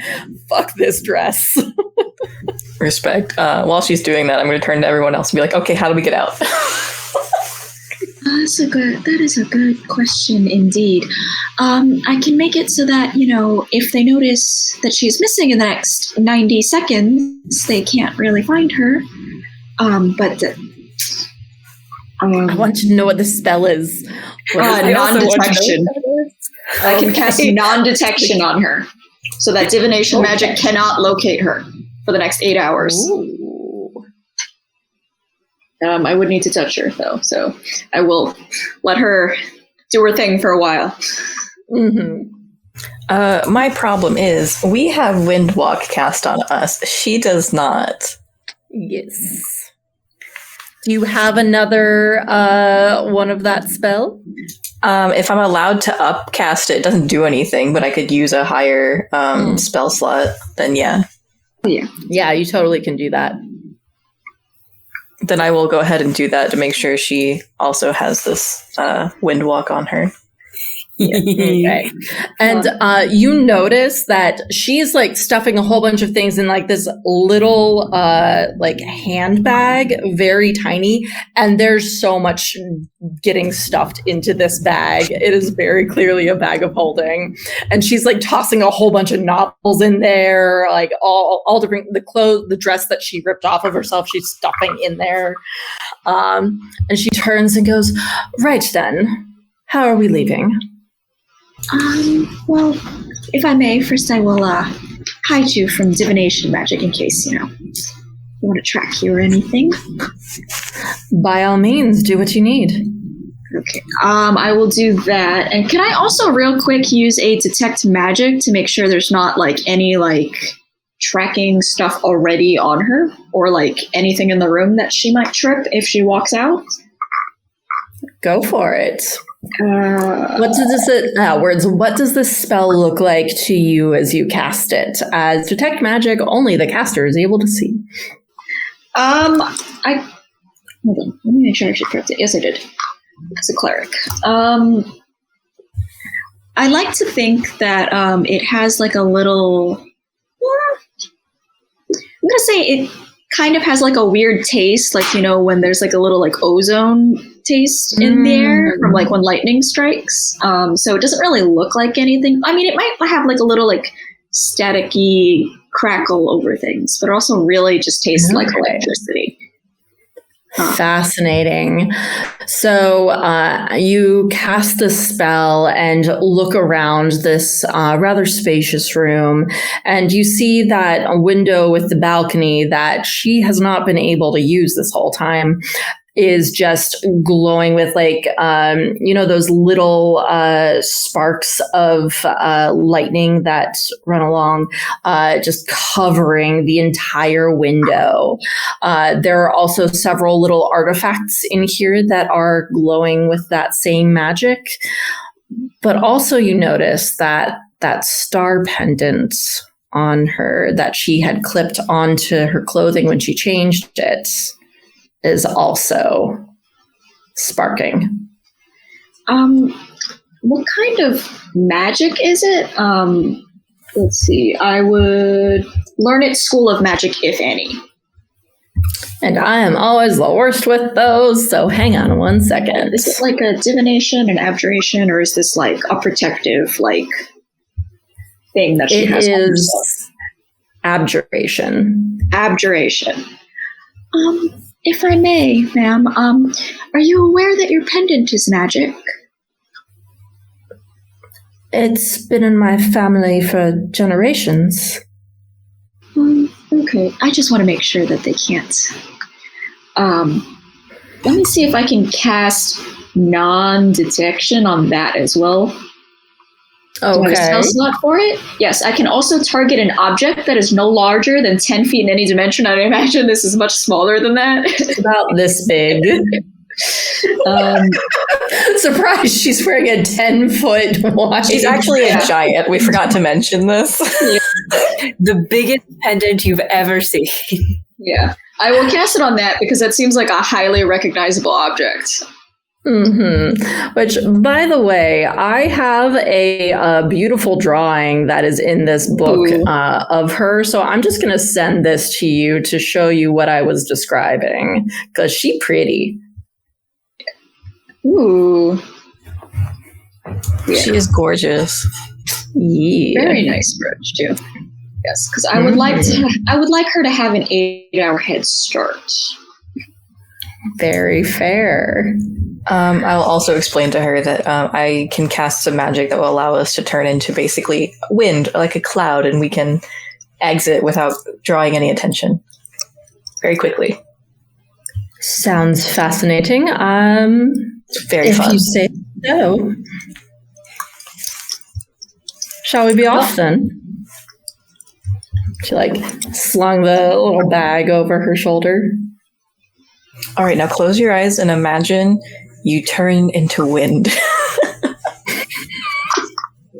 She scrunches up her nose a little bit, slightly confused at the direction, and just starts to breathe in a way that you can tell like she's done some meditation in the past. It's a guided meditation. Becca is guiding her through this. And eventually she starts to lose solid shape and turn into a wisp. Perfect. She's kind of hovering there. She cannot hear y'all because that spell was not cast on her. So she has no idea. You're just going to have to follow. We're just going to have to like herd her. Yeah. Yep. I was busy casting non-detection on all of these things. We got to get moved quick. All right. I will turn into gaseous form again. Back at the stairwell. Everyone else does. Yes. Back at the stairwell, I think Jupiter's just been like Rosencrantz and Guildenstern coin flipping with Karbara's Echo while we wait. Just playing different games. But I will also turn into Mist. Mm-hmm. I'm assuming that they probably would have poked their heads at him and been like, so this is happening. No, you just feel it over No, we're leaving you. Bye. The ship has left without me, and I'm just on the top floor of this tower like, wow, they're taking a while. Yeah, no, I would have. Nah, they'll tell me when something happens. I have complete faith that they would remember to tell me. I'm sure it's just a little bit longer. It's your first mistake. He's saying it with such a sweet voice.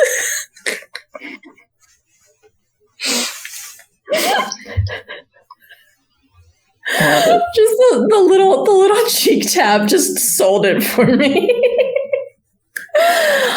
Okay, well, the whole unable to scry on her and that brooch certainly makes things interesting.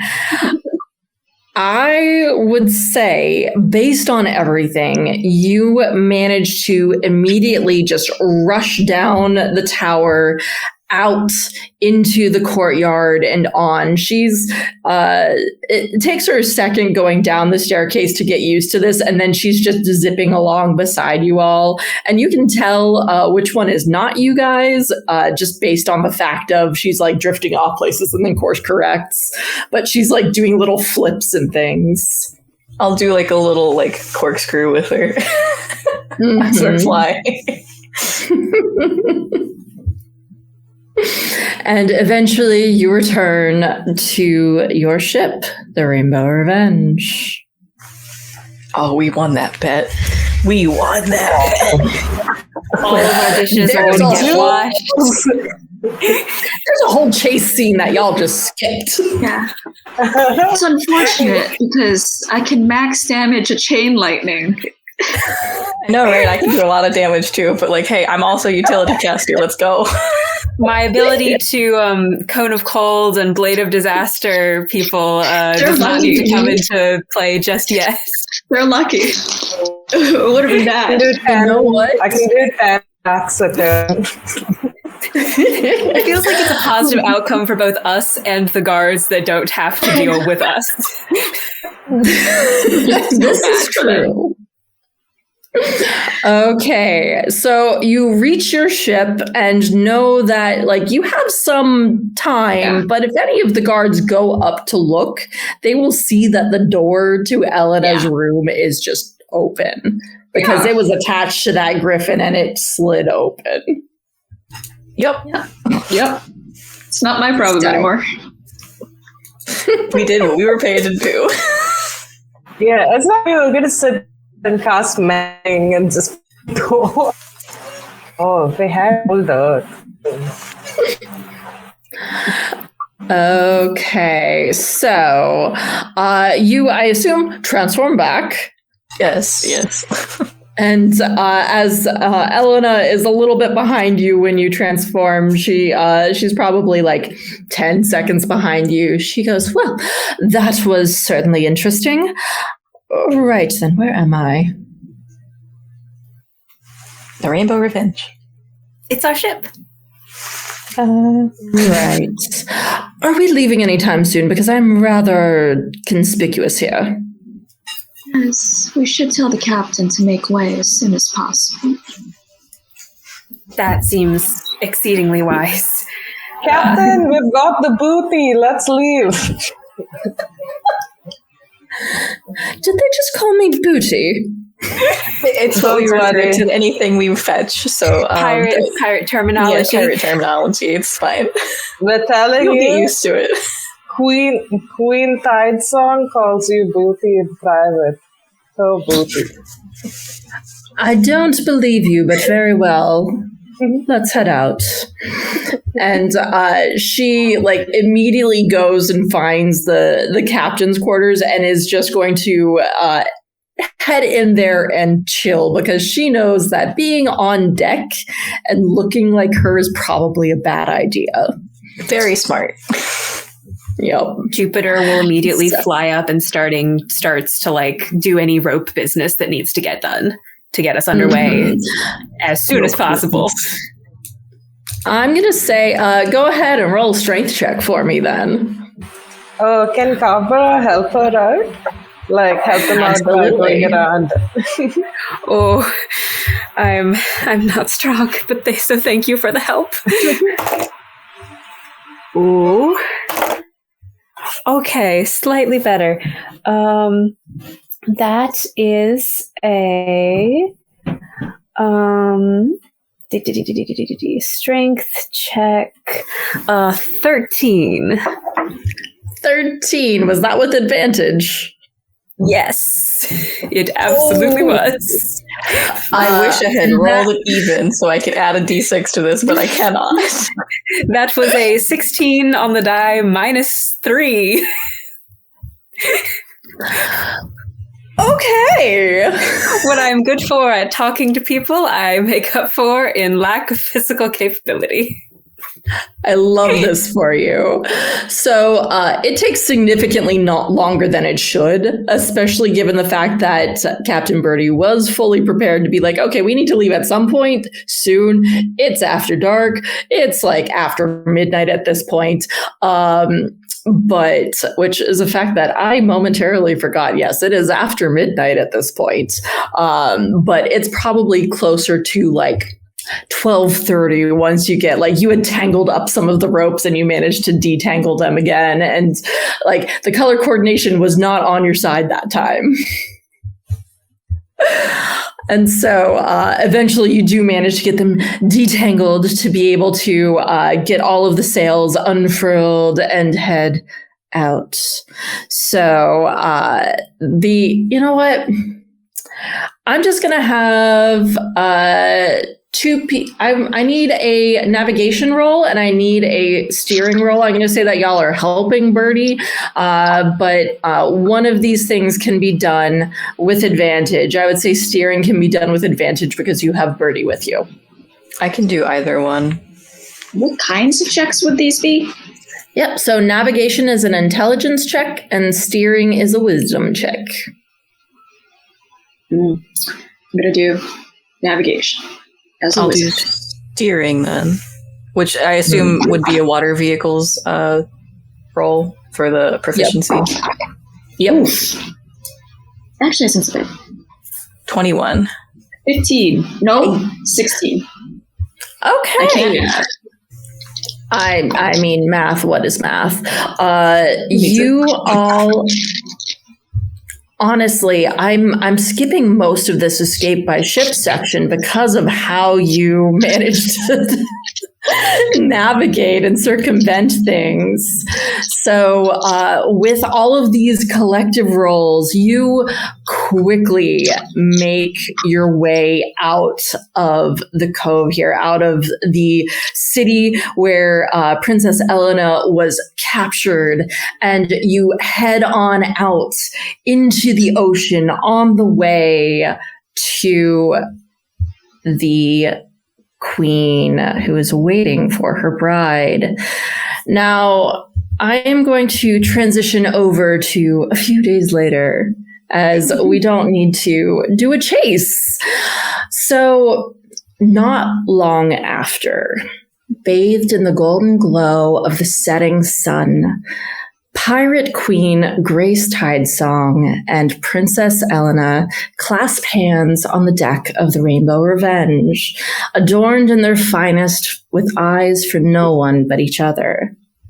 Waves batter the sides of the ship, and the scent of brine fills the air as the pair light matching candles together.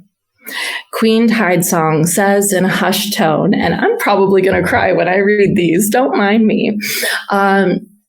She says, Elena, I loved you from the moment you rescued me from falling overboard so many moons ago.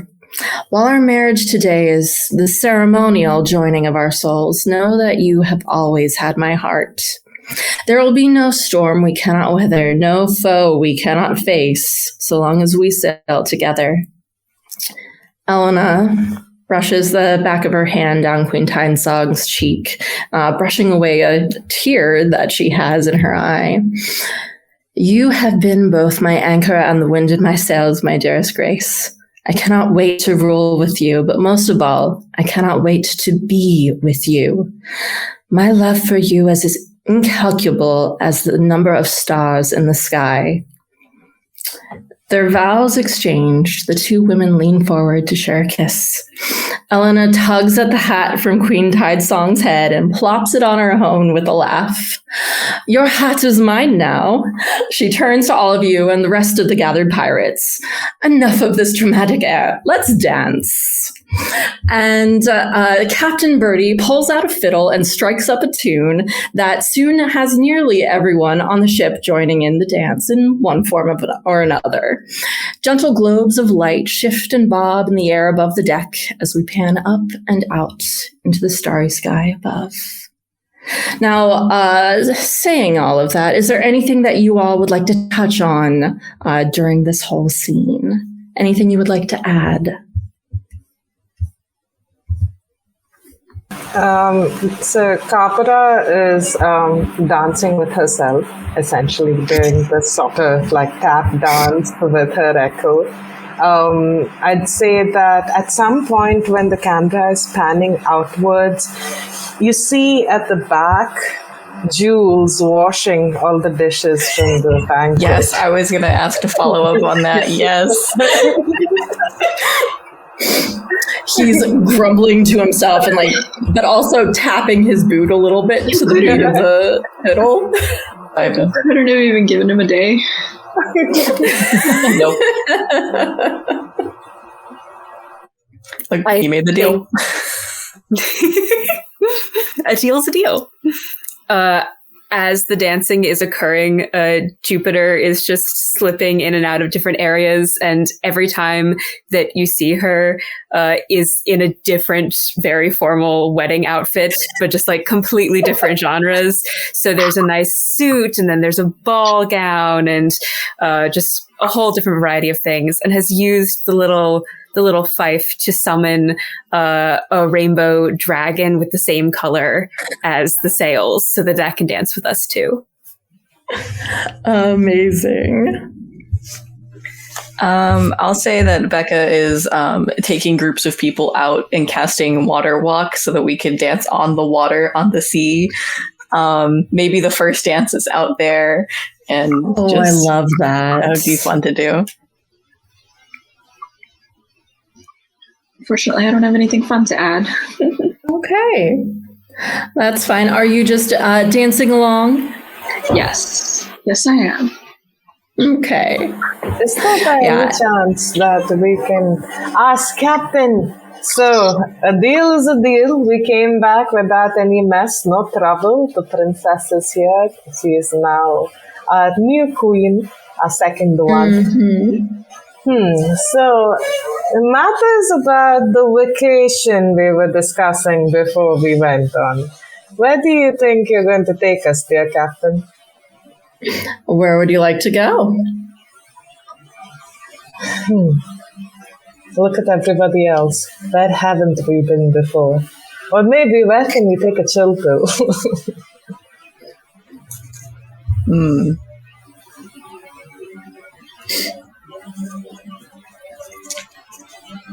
Let's go to You know what? Suppose we just plane shift ourselves on random and we just end up somewhere, anywhere.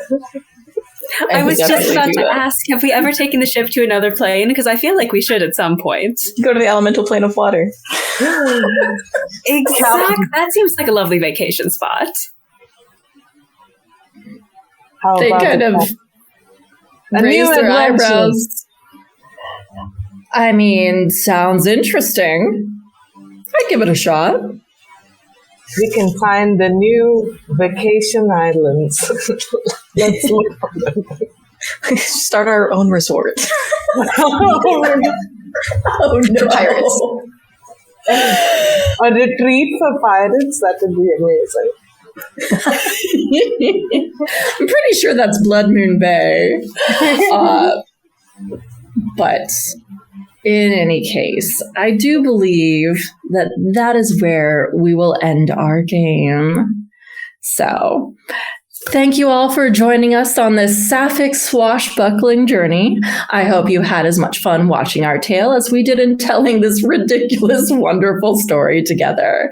My name is Anya, and I've been your storyteller for this one-shot from Awfully Queer Heroes' new Kickstarter, A Tale of Two Queens.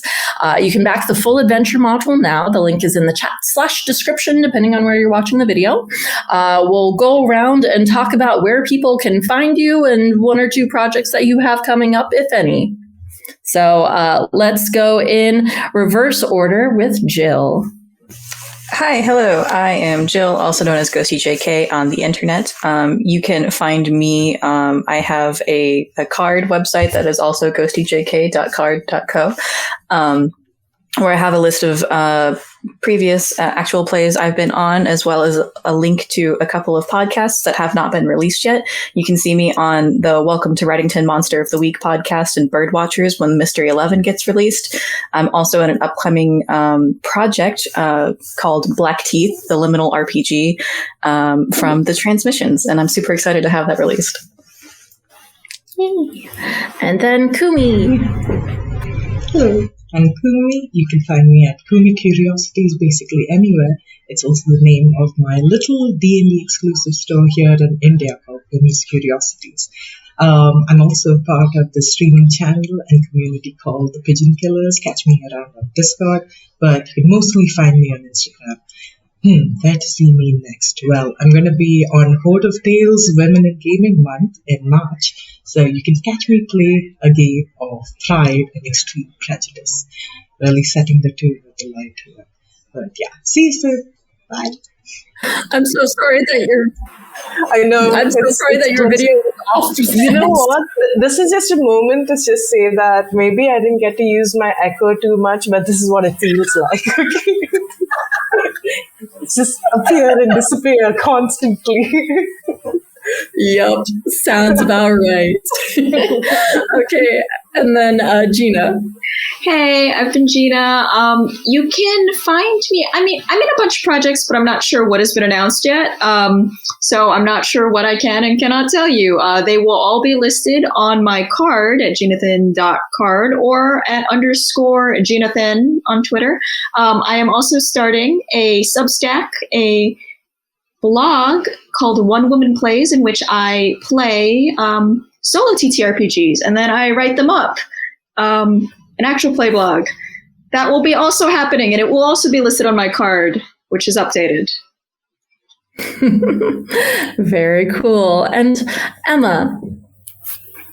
Hello, I am Emma. You can find me very few places on the internet. I am tragically, but you can also see me running some games over at Girls Run These Worlds or in any place that is sweet and or spooky in your dreams, if you so desire.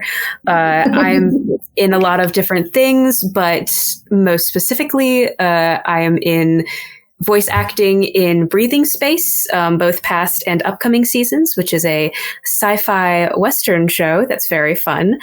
So you can hear me in Tidal Heat and This Thing of Ours. And then if you want to hear me talk about some movies that I really love, I will be on the show Media That Made Us soon, which is also a podcast. Very cool. And then I didn't say last but not least for you, because last but not least me. I'm Anya, Lolly on Cosplay Everywhere. Things that I have coming up in March are almost exclusively on Horde of Tales. I'm going to be running a 3-part chapter of Candela Obscura on Fridays for EU Happy Hour. So that's mid to end of March. So definitely check that out. I will also be in a game of, I think it's called Capybara Capers, but it's going to be on my birthday, and I'm very excited. So I'm looking forward to being a capybara on my birthday. It's going to be ridiculous, which is March 18th for people who don't know when my birthday is. Why don't you know my birthday? You should. It's a national holiday. Yep. But in any case, thank you so much for joining us for this game. Have a wonderful day and see you around the internet. Bye.